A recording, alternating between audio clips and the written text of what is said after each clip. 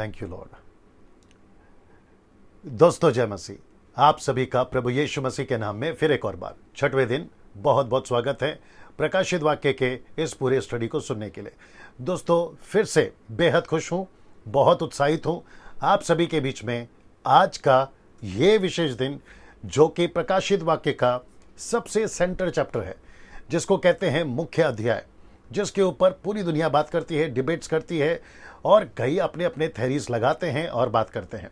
मुझे इस वक्त में बेहद खुशी है, उत्साह हूँ कि मैं इस चैप्टर को यानी प्रकाशित वाक्य के 13वें अध्याय को आपके बीच में रखने जा रहा हूँ, वचन से, वचन के कॉन्टेक्स्ट से, परिस्थिति के हिसाब से और कम से कम 4 लोगों के एंगल से। वो 4 लोग कौन हैं मैं आपको जल्दी बीच में बताऊंगा ना। दोस्तों आशा करता हूं कि आप लोग सब खैरियत से हैं, सलामत हैं। इस कोरोना वायरस के जो बीमारी के चलते आप लोग सब सुरक्षित है, ऐसी आशा करते हुए आगे बढ़ना चाहूंगा ना। 2-3 चीज़ आपके बीच में फिर से रख दूं।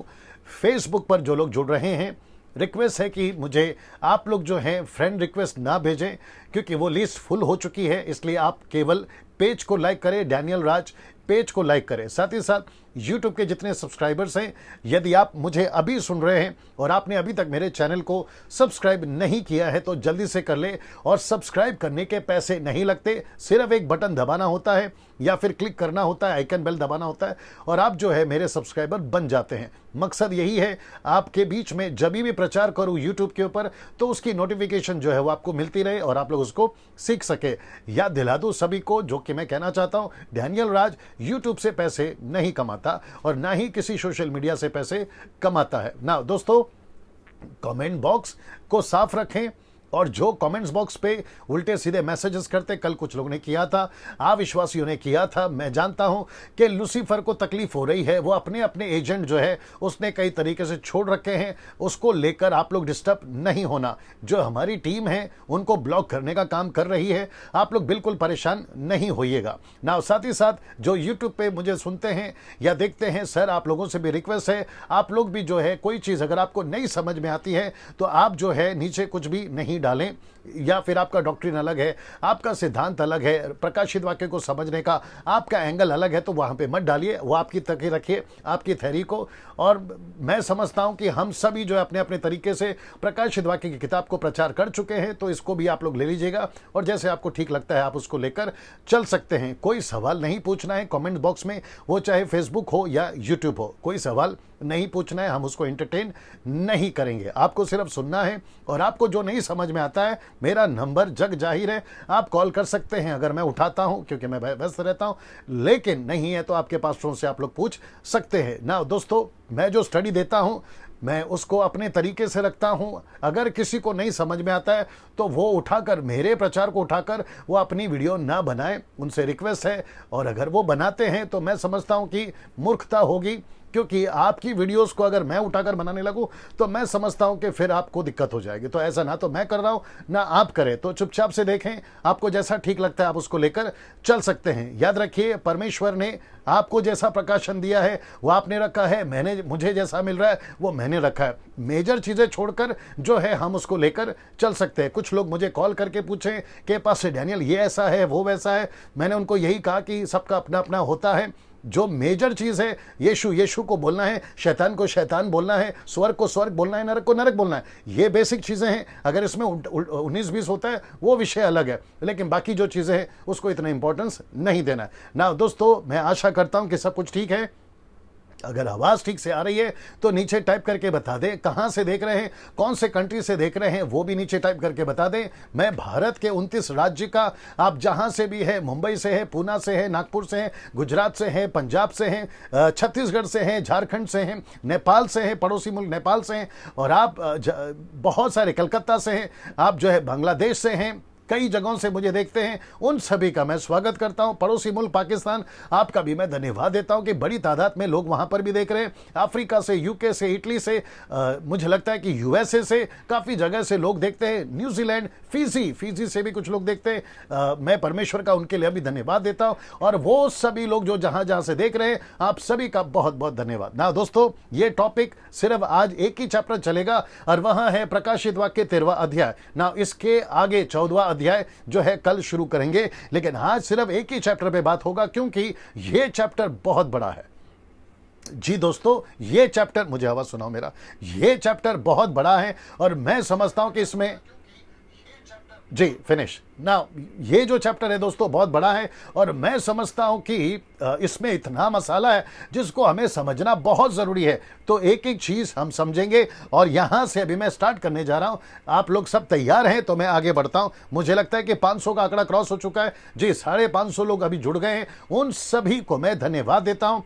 आप लोग जैसा चाहें शेयर कर सकते हैं, वॉच पार्टी कर सकते हैं, आप जैसा चाहे उसको प्रमोट कर सकते हैं, क्योंकि सही शिक्षा लोगों तक पहुंचे ये मेरा मकसद है ना। यहां से हम शुरू करेंगे दोस्तों। प्रकाशित वाक्य, ये देख लो, मैं ठीक से पूरा दिख रहा है, फ्रेम दिख रहा है, उसमें वहां पे चेक करो, वहां पे भी चेक करो ना। प्रकाशित वाक्य 13वां अध्याय आपके बीच में अभी यहां से शुरू होने पर है ना दोस्तों। एक्सक्यूज मी दोस्तों, साथ ही साथ आप क्या कर सकते हैं, जो स्क्रीनशॉट है आप लोग ले सकते हैं, कुछ वचनों का पॉज करके स्क्रीनशॉट ले सकते हैं, क्योंकि कुछ लोगों ने कहा है कि है ना कुछ चीज़ें हमें समझ में नहीं आती है, तो बेस्ट तरीका है पॉज करिए, स्क्रीनशॉट लीजिए जब अपलोड हो जाता है। मैं तब की बात कर रहा हूँ, लाइव की बात नहीं कर रहा हूँ। सो ऐसे करके आप जो है अपनी स्टडी बना सकते हैं।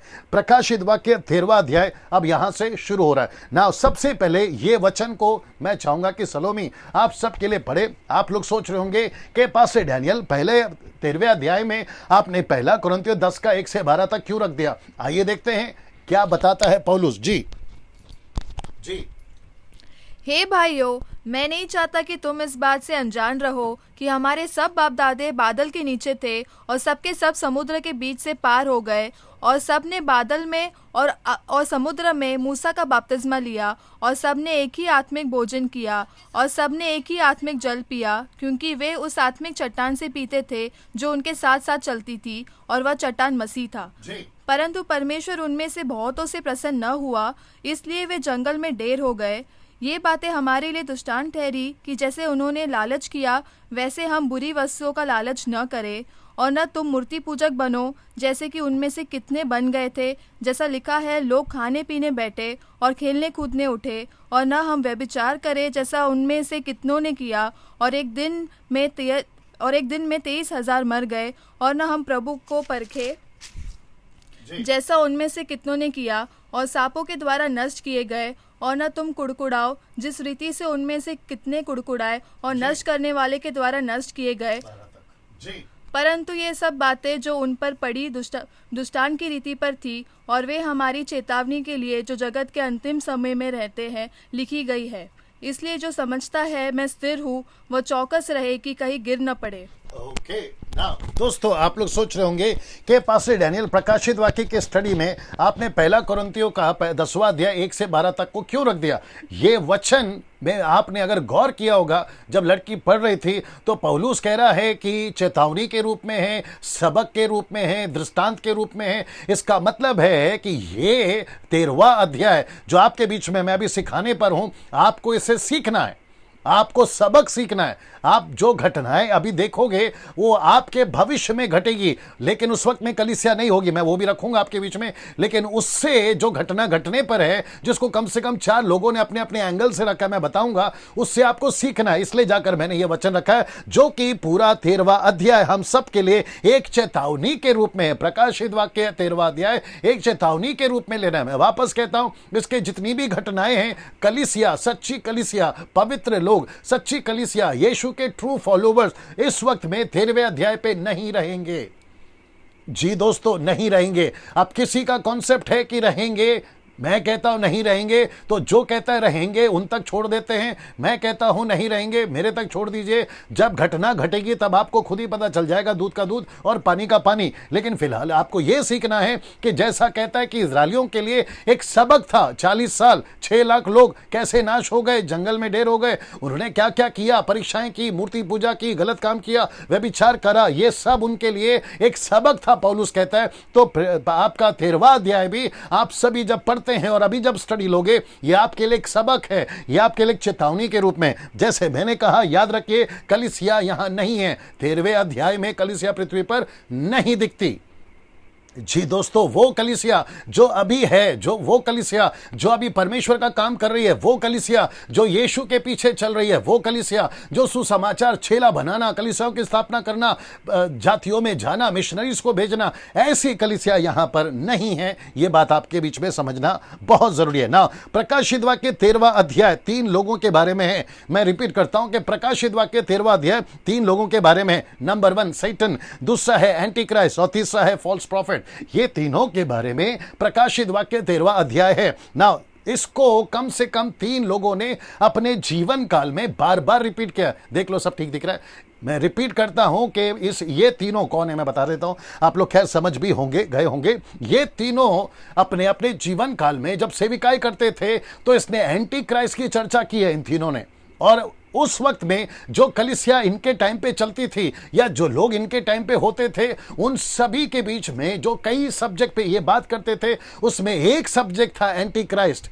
मैं रिपीट करता हूं, एक सब्जेक्ट था एंटी क्राइस्ट। इसका मतलब है कि प्रकाशित वाक्य 13वें अध्याय का जो क्रीचर है, जो पशु है, जो फॉल्स प्रॉफिट है, उसकी चर्चा ये लोग कर चुके हैं। मैं आपको बताता हूं कैसे। यूहन्ना के अलावा इन तीनों ने भी एंटी क्राइस्ट की चर्चा की है। ये तीनों कौन है आप जानते हैं? ये दानियल है, आप जानते हैं, आप यीशु हैं, और आप जानते हैं कि ये पौलुस है। इन सभी ने अपने अपने जीवन काल में एंटी क्राइस्ट की चर्चा करी है। पास्टर डैनियल आप कैसे बोल सकते हैं? जी दोस्तों, वक्त नहीं है इसलिए सब नहीं पढ़वा पाऊंगा। दानियल की किताब 2 अध्याय, 7वां अध्याय, 8वां अध्याय, 12वां अध्याय। यीशु की किताब मत्ती का 24 में यीशु ने कहा जो पढ़े वो समझे, उसका जिक्र यीशु कर चुका है। 2 थिस्सलुनीकी की किताब उसका 2 अध्याय में पौलुस इनकी चर्चा कर चुका है। तो अपने जीवन काल में ये सभी एंटी क्राइस्ट की चर्चा कर चुके थे। तो इसका मतलब है कि जब यीशु और पौलुस और दानियल और यूहन्ना, जिसको प्रकाशित वाक्य दिया है, जब ये प्रचार करते थे, जब इनकी लेटर पहुंचती थी, जब इनकी चर्चा होती थी, तो उस वक्त की कलीसिया जान जाती थी कि एंटी क्राइस्ट कौन है और इसकी किसकी क्या चर्चा हो रही है। लेकिन क्योंकि अब हम 21वीं सदी में और बहुत सारे प्रचारक और बहुत सारे सब्जेक्ट और बहुत सारे टॉपिक्स पे आजकल चर्चा चल रही है, तो आज की जो पीढ़ी है, आज की जो युवा पीढ़ी है खास करके, वो शायद उतना नहीं जानकार है। और उसके चलते जो है एंटी क्राइस्ट के बारे में या उसकी सीख या उसकी सबक आज के मसीहों को नहीं है। तेल में है, पानी में है, चमत्कार में है, रुमाल में है, नीचे गिराना, ठपाक ठपाक ठपाक, ये उसमें है, कॉन्सर्ट में है, नाच गाने में है, मस्ती करने में है, इंजॉय करने में। उसके चलते जो है ऐसी बातों को जो एक वक्त में ये सब इनका हाईलाइट टॉपिक हुआ करता था या अंत की चर्चा किया करते थे, उसको लेकर जो है आज की कलीसिया उतनी जागरूक नहीं है। पर परमेश्वर का धन्यवाद हो कि लॉकडाउन के चलते परमेश्वर ने यह अनुग्रह दिया कि आपके बीच में ये सारी टीचिंगें मैं विशेष करके ला सकूं, बिल्कुल कॉन्टेक्स्ट में और सही शिक्षा के साथ में ना। जितने लोग जुड़े हैं, मेरी टीम बता रही है कि 900 के आसपास में लोग जुड़ चुके हैं। उन सभी 900 लोगों को मैं वेलकम करता हूं। सर बिल्कुल साथ में बने रहें, आखिर तक बने रहें। मैं स्पीड इसलिए बोलता हूं ताकि बहुत सारे पॉइंट्स कवर करूं, लेकिन याद रखिए मैं उतना भी स्पीड नहीं हूं कि आपके ऊपर से चला जाए। एक एक चीज को समझा रहा हूं, विजुअल के साथ में समझा रहा हूं, उसको खूब एंजॉय करें। अगर नहीं समझ में आता है तो यह अपलोड हो जाएगा यूट्यूब पर और फेसबुक पर, आप लोग उसको वापस से सुन सकते हैं और सीख सकते हैं ना। यहां से आगे बढ़ेंगे। प्रकाशित वाक्य 13वां अध्याय 1 से लेकर 10 तक। यहां पे जो पहला व्यक्ति का जिक्र है, यानी कि यहां एक पशु है। यह पशु एक पुरुष है या एक व्यक्ति होगा, एक व्यक्ति होगा, एक पुरुष होगा, लेकिन पशु नहीं होगा। लेकिन इसका इंट्रोडक्शन, इसका परिचय एक पशु के रूप में किया गया है। तो इसका मतलब है कि ये सब सिंबॉलिक है, ये सब एक पिक्चर के रूप में है। इसके लिए आपको समझना जरूरी है कि एक पशु का जिक्र है, इसका मतलब ये पुरुष ही है, ये पशु नहीं है। इसलिए मैंने लिख दिया ये एंटी क्राइस्ट जो है ये जूइश होगा, एक यहूदी पुरुष होगा। अब ये कैसे होगा, इसका सारा कनेक्शन आपके बीच में रखने जा रहा हूं। साथ ही साथ में एंटी क्राइस्ट जो है वो पॉलिटिकल लीडर होगा, लेकिन साथ ही साथ में वो दुष्ट आत्मा से पोजेस्ड होगा। इसलिए मैंने लिखा है पोजेस्ड विथ डीमन। ये लूसीफर की आत्मा से ये एंटी क्राइस्ट पोजेस्ड होगा। ये अच्छा आदमी नहीं होगा। 7 साल का काल का जीवन में ये 3.5 साल बहुत अच्छा होगा, लेकिन अचानक से ये अपनी औकात पे आ जाएगा, जिसको मैं अभी आपके बीच में रखूंगा ना। ये एक हिस्सा, और साथ ही साथ में इन चारों के नजरिए से हम इसको देखेंगे और इस अध्याय को 2 भागों में देखेंगे ना। प्रकाशित वाक्य 13वां अध्याय, फिर दूसरा 11 से लेकर उसका 18 वचन तक। यहां पर दूसरा पशु है ये भी एक पशु का जिक्र करता है, लेकिन ये भी पुरुष है, ये भी पुरुष है, ना कि पशु। और इसका परिचय ऐसा है, फॉल्स प्रॉफिट, जिसको हिंदी में कहते हैं झूठा भविष्यवक्ता। ना ये रिलीजियस लीडर होगा, लेकिन ये भी पॉसेस्ड होगा विद डीमन।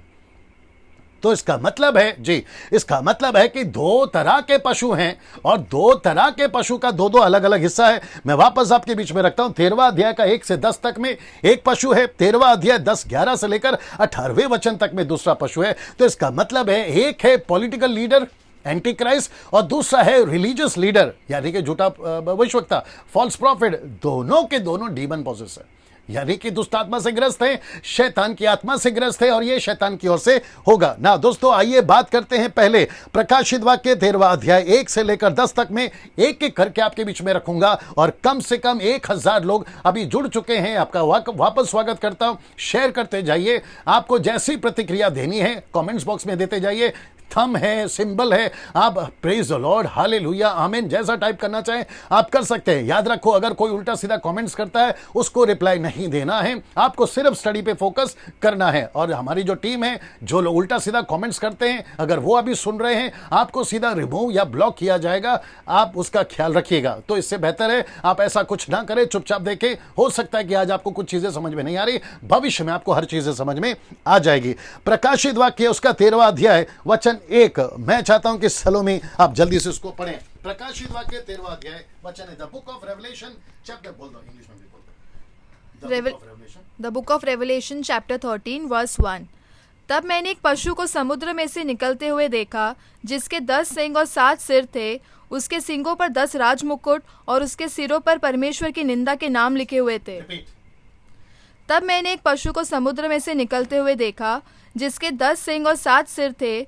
उसके सींगों पर 10 राजमुकुट और उसके सिरों पर परमेश्वर की निंदा के नाम लिखे हुए थे।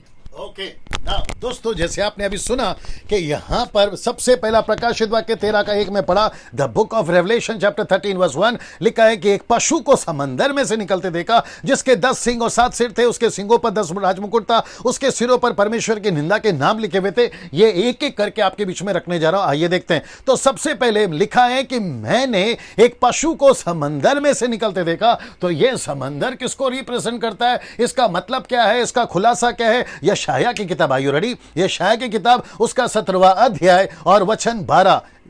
यशायाह की किताब उसका 17वां अध्याय वचन 12, और फिर उसके बाद में 57 का 20।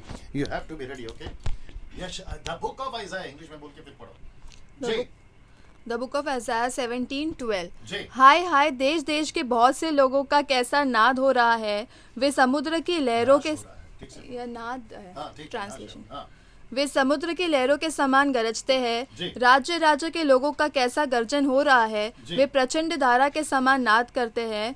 राज्य राज्य के लोगों, 13 भी 12 हो गया, 57 का 20 जी, जब तक इधर जी ना दोस्तों, ये समंदर कौन है और ये लोग कौन है उसके बारे में बता रहा है, जो कि आपके बीच में वचन को पढ़ा जा रहा है। एक हो चुका है द बुक ऑफ आइज़ाया 17:12, अब पढ़ने जा रहे हैं द बुक ऑफ आइज़ाया 57 का 20 जी। परंतु दुष्ट तो लहराते हुए समुद्र के समान है, जो स्थिर नहीं रह सकता, और उसका जल मेल की खींच उछालता है। वापस पढ़ो, पूरा पढ़ो जी। परंतु दुष्ट तो लहराते हुए समुद्र के समान है, जो स्थिर नहीं रह सकता, और उसका जल मेल और कीच उछालता है। ओके, नाउ अभी आपको ये निकलना है book of Revelation chapter 17 verse 15। यहाँ पे आप वचन सपोर्ट कर रहा है कि समंदर के लोग कौन है, समंदर का पानी क्या है, समंदर किसको दर्शाता है। इसका मतलब है कि जो एंटी क्राइस्ट निकलेगा वो मनुष्य में से ही निकलेगा। एक और वचन पढ़वा रहा हूँ, प्रकाशित वाक्य 17 का 15 जी। प्रकाशित द बुक ऑफ रेवलेशन, बोलो इंग्लिश में। The book of Revelation chapter 17 verse 15। फिर उसने मुझसे कहा, जो पानी तूने देखे जिन पर वेश्या बैठी है, वे तो लोग और भीड़ और जाति और भाषाएं हैं जी। ना इसका मतलब है अभी तक हमको ये पता चला है कि जो पानी है, जो समंदर है, ये कौन है, ये मनुष्य है।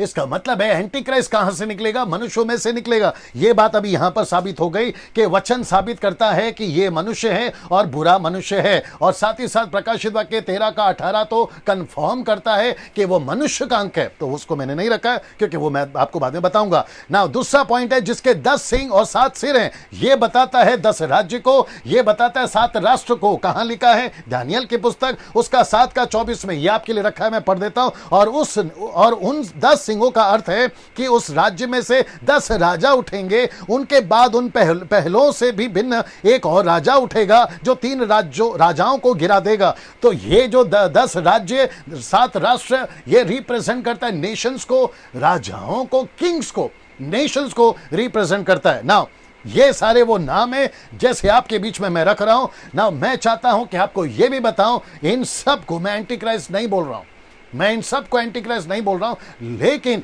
इनके जो कल्चर, इनका जो रहन सहन, इनकी जो एक्टिविटीज है उन दिनों में इस तरीके की हो जाएगी। मैं वो आपके बीच में रख रहा हूं जिसमें सबसे ज्यादा जो एक्टिविटीज करेगा वहां है एंटी क्राइस्ट का किंगडम, जिससे रोम कनेक्टेड होगा। मैं रिपीट करता हूं, जिससे रोम कनेक्टेड होगा। और रोम जो है बहुत मेजर रोल प्ले करेगा उन दिनों में एंटी क्राइस्ट के लिए। अमेरिका तो है यही ना। इसको देखते हैं, उसके सिंगों पर 10 राजमुकुट है।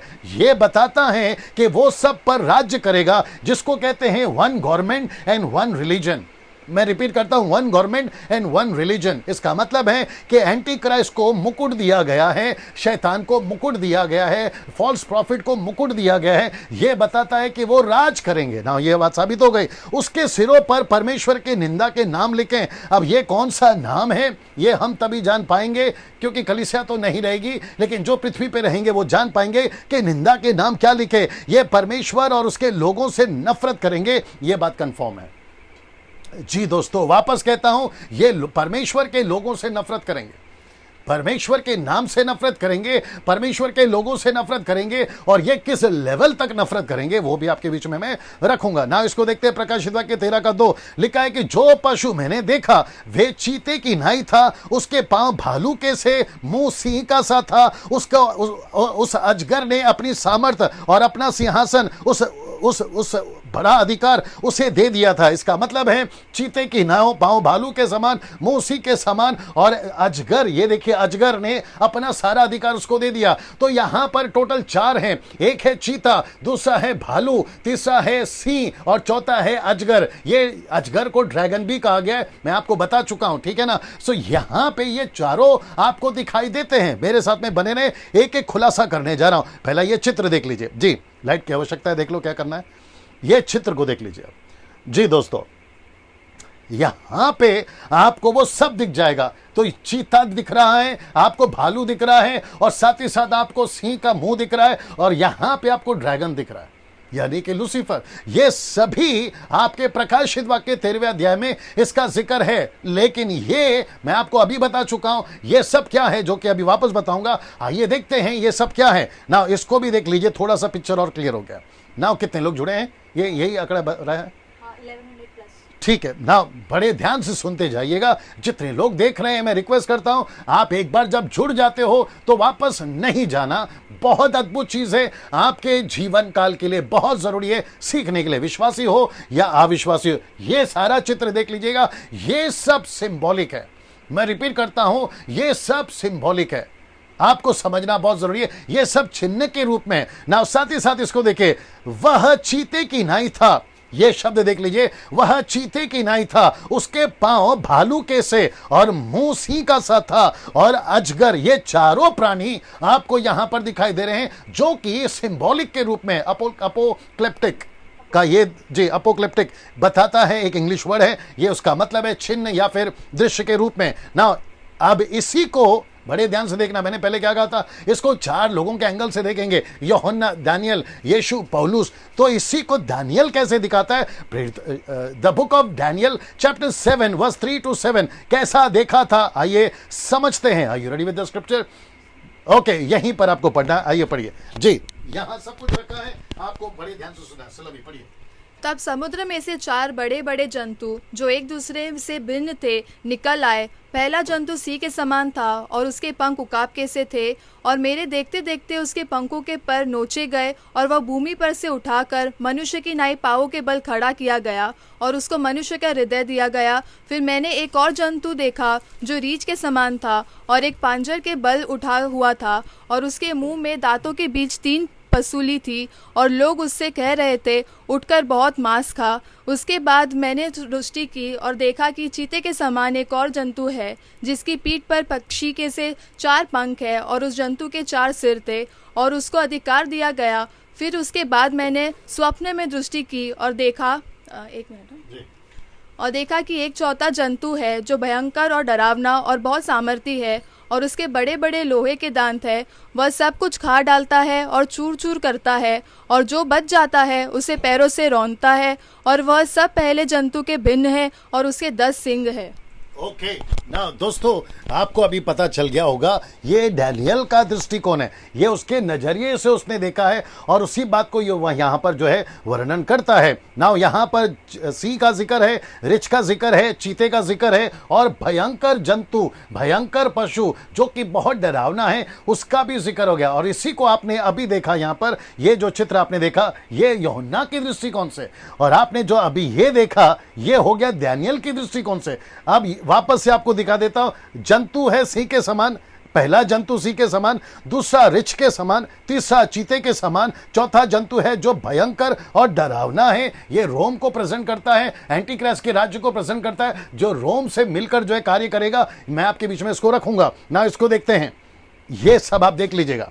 जी दोस्तों, ये चित्र फिर से मैंने आपके बीच में रखा है। एक हो गया सिंह, भालू, चीता और ड्रैगन यानी कि लूसीफर, ये सब बताता है ना। डैनियल जब सो रहा था ना, तो ये सब उसने चित्र देखा दर्शन में, ये सारी चीजें उसने देखी है। अब इसी बात को नबूकदनेस्सर राजा ने जब उसने दर्शन देखा, सपना देखा, माफ करे, तो उसने कैसे देखा मैं आपके बीच में रखने जा रहा हूं। ये रहा डैनियल की किताब, उसका 2 अध्याय वचन 31 से 33। और याद रखो, नबूकदनेस्सर ने come on get ready now, पूरे दुनिया के ज्योतिष और पूरे दुनिया के जादू टोना उन सबको बुला लिया, लेकिन नबूकदनेस्सर राजा का यह सपना वो कोई नहीं बता सका, सिर्फ डैनियल। और डैनियल कहां से शुरू करता है पता है? वो कहता है कि जो भी सपना, दर्शन, अर्थ है, सिवाय परमेश्वर के कोई नहीं बता सकता। दोस्तों, ये कितनी बड़ी बात है। आपको और मुझे घमंड है ऐसे परमेश्वर के ऊपर जो सारी चीजों का अर्थ बता सकता है। ये यहां से शुरू करता है। तब वो डैनियल कहता है, हे राजा,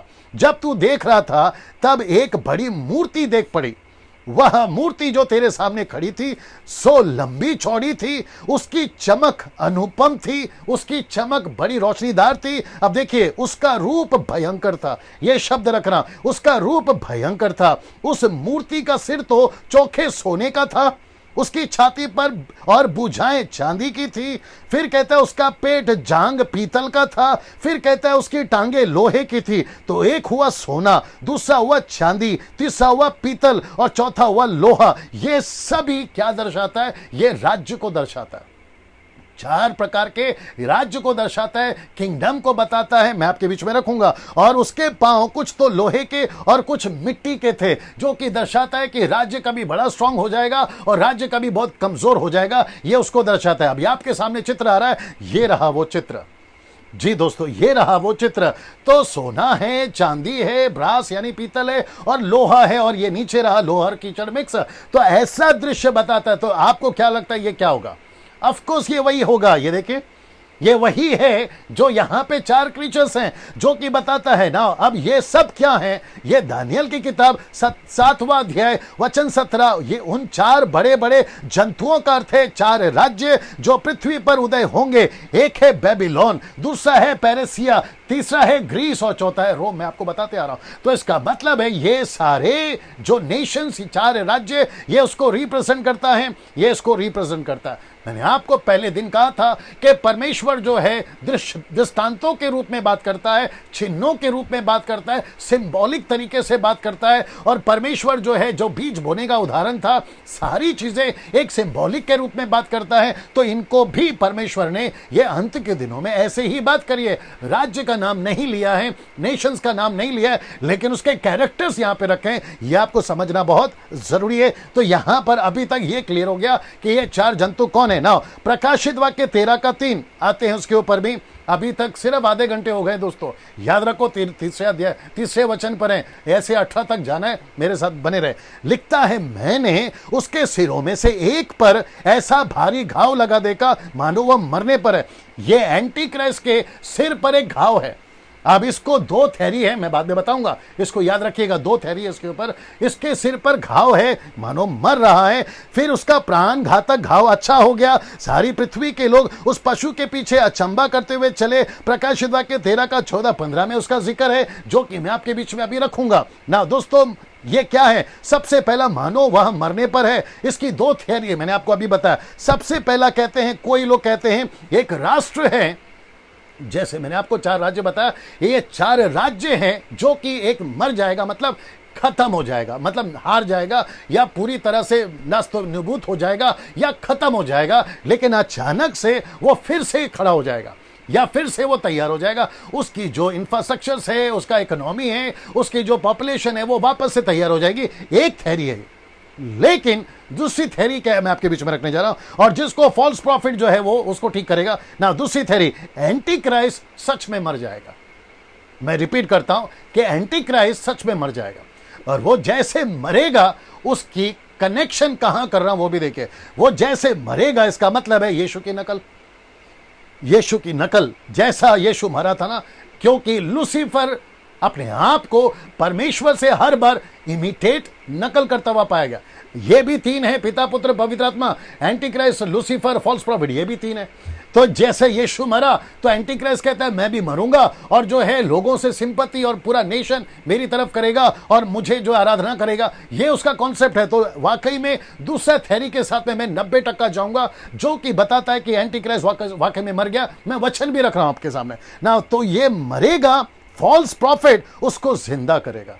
ये देख रहे हैं आप, फॉल्स प्रॉफिट उसको जिंदा करेगा, और जैसे ये जिंदा हो जाएगा मैं आपको बताता हूं क्या होगा ना। प्रकाशित वाक्य 17 का 8 यहां लिखा है जी, रखा है ना। प्रकाशित वाक्य 17 का 8, जो पशु तूने देखा था, बड़े ध्यान से सुना, जो पशु तूने देखा था यह पहले तो था पर अब नहीं। इसका मतलब है एंटी क्राइस्ट था, बाद में नहीं। क्यों, मैं बताता हूं। अथाह कुंड से निकलकर विनाश में पड़ेगा। ये याद रखो, 17वां अध्याय का 8 वचन है, और ये परमेश्वर की ओर से बात हो रही है। उसका जो भविष्य वो बता रहा है। पृथ्वी के रहने वाले जिनके नाम जगत की उत्पत्ति के समय से जीवन की पुस्तक में लिखे नहीं गए, बड़े ध्यान से देखना, उस पशु की यह दशा देखकर कि पहले था अब नहीं। अब जरा देखना क्या आ रहा है, फिर आ जाएगा। इसका मतलब है पहले था फिर अब नहीं, मतलब मर गया, और ये कहता है वो जिंदा हो गया। ये देखो, फिर आ गया, और अचंबा करेंगे, यार ये जिंदा था फिर मर गया और फिर अचानक से जिंदा कैसे हो गया, ऐसा करके अचंबा करेंगे। तो इसका मतलब है, ये बात बताती है, दूसरी थ्योरी बताती है कि ये वाकई में मरेगा और यीशु की तरह ये वापस से जिंदा होगा ना। कुछ लोग कहते हैं कि पुनरुत्थान सिर्फ यीशु के लिए, जी उठना सिर्फ यीशु के लिए, परमेश्वर ही है जो जिंदा करता है। फिर ये लूसीफर एंटी क्राइस्ट जो है वो कैसे जिंदा हो गया? आप सभी जानते हैं कि ये सारी चीजें जो है एक सिंबॉलिक के रूप में है, आपको समझना बहुत जरूरी है। साथ ही साथ में लूसीफर क्या नहीं कर सकता, उसको अधिकार दिया गया है, इसके चलते ये कार्य कर रहा है। और आपको मैंने बताया था कि भटकने वाली आत्मा लोगों में आएगी, तो इसका मतलब है कि लूसीफर की ताकत से, फॉल्स प्रॉफिट की ताकत से ये एंटी क्राइस्ट जिंदा होगा, या तो फिर एक्टिंग करेगा। मैं रिपीट करता हूं, या तो फिर वो एक्टिंग करेगा। जैसे आपको याद होगा, कुछ मैं समझता हूं 1 महीने से नॉर्थ कोरिया का जो प्रेसिडेंट है, जो रूलर है, जिसका नाम है किम योंग, उसको घोषित किया गया था वो मर गया, लेकिन वो नाटक था। फिर अचानक से न्यूज में चलने लगा कि यार वो तो जिंदा है। तो ऐसी कुछ नकल ये करेगा। जैसे बीच में उल्फ लुका साउथ अफ्रीका वाला प्रीचर, उसने जिंदा डेड बॉडी लाई और उसने प्रेटेंड किया कि मैं उसको जिंदा करूंगा, लेकिन वो जबकि पहले से जिंदा था। ये वीडियो आप जानते हैं। तो ऐसा कुछ नाटक करेगा या सच में वो मर जाएगा, ऐसी कुछ थ्योरी जो है दूसरे वाले के साथ में मैं 90% चल रहा हूं ना। दोस्तों इसको देखते हैं, ये वचन आपको बता दिया कि वो पहले था अब नहीं है, और वो फिर से आ जाएगा। ये बात बताती है। प्रकाशित वाक्य 4 वचन में जा रहे हैं, लिखता है उन्होंने अजगर की पूजा की क्योंकि उसने पशु को, ये देख रहे हैं लाल, पशु को अपना अधिकार दे दिया था, और ये कहकर पशु की पूजा की कि इस पशु के समान कौन है। तो इसका मतलब है यहां पर एक चीज पूरी हो रही है, मैं आपके बीच में रखने जा रहा हूं। देख लीजिए, उन्होंने अजगर की पूजा की, ये देख रहे हैं, लिखा है उन्होंने अजगर की पूजा की। और आपको पता है शैतान यही चाहता था कि लोग उसकी वर्शिप करें। Can you believe this? कितने लोग देख रहे हैं बताइए जी, ये बताते रहना बीच बीच में, ये कुछ सेकंड रखना हो दोस्तों। लूसीफर शुरू से यही चाहता था कि उसकी वर्शिप हो। देखो उसकी वर्शिप हो। और लूसीफर अभी यहां पे कम से कम 3.5 साल के लिए यह सक्सेस हो गया कि पूरी दुनिया उसकी वर्शिप कर रही है। ये देखो, उसकी वर्शिप कर रही है ना। इसको देखिए, प्रकाशित वाक्य 13:5 कहता है कौन लड़ सकता है किससे? एंटीक्राइस्ट से। कौन उससे लड़ सकता है? और बड़े बोल बोलने और निंदा करने के लिए उसको मुंह दिया गया। ये देख रहे हैं आप, उसको मुंह दिया गया और साथ ही साथ उसे 42 महीने तक काम करने का अधिकार दिया गया। 42 महीना आप समझते हैं 3.5 साल को दर्शाता है ना। पद 5 में यह एंटीक्राइस्ट अपने पूरे रुबाब में होगा। मैं रिपीट करता हूं कि 5वें पद के वचन के अनुसार एंटीक्राइस्ट अपने पूरे रुबाब में होगा। रुबाब का मतलब आप समझते हैं, पूरे जोश में होगा और फुल फ्लैश में यह काम करेगा ना। ऐसा क्यों? क्योंकि इसको चीता घोषित किया गया है, तो चीते की तरह इसकी स्पीड होगी, फिर रिच की तरह यह स्ट्रांग होगा और फिर सिंह की तरह यह बोल्ड होगा। Can you believe this? मैं रिपीट कर दूं, चीते की तरह इसकी स्पीड होगी, साथ ही साथ रिच की तरह यह स्ट्रांग होगा और साथ ही साथ सिंह की तरह यह बोल्ड होगा। इसका मतलब है कि एंटी क्राइस्ट किसी से नहीं डरेगा। उसकी स्पीड होगी, वो स्ट्रांग होगा और वो बोल्ड होगा। See this? ये सब रिप्रेजेंट करता है एक व्यक्ति के लिए। एक व्यक्ति इतना स्ट्रांग पूरे दुनिया में, जिसको पूरी दुनिया अलग नजर से देखेगी। आपको पता है, पूरे दुनिया में जिसको कहते हैं टॉप 10 मॉडल्स, जिसमें नंबर 1 पे कोई आता है, या top 10 smart persons in the world, ऐसा कुछ होता है, 7 वंडर्स ऑफ द वर्ल्ड। ऐसे में एंटी क्राइस्ट उस वक्त में नंबर 1 पे होगा। उसकी स्पीड होगी, वो स्ट्रांग होगा और वो बोल्ड होगा। किसी से नहीं डरेगा, किसी के बाप से नहीं डरेगा, वो चाहे कोई भी नेशन। और उसी के चलते ऐसे व्यक्ति की आराधना करना उस वक्त के लोगों के लिए तो स्वाभाविक है।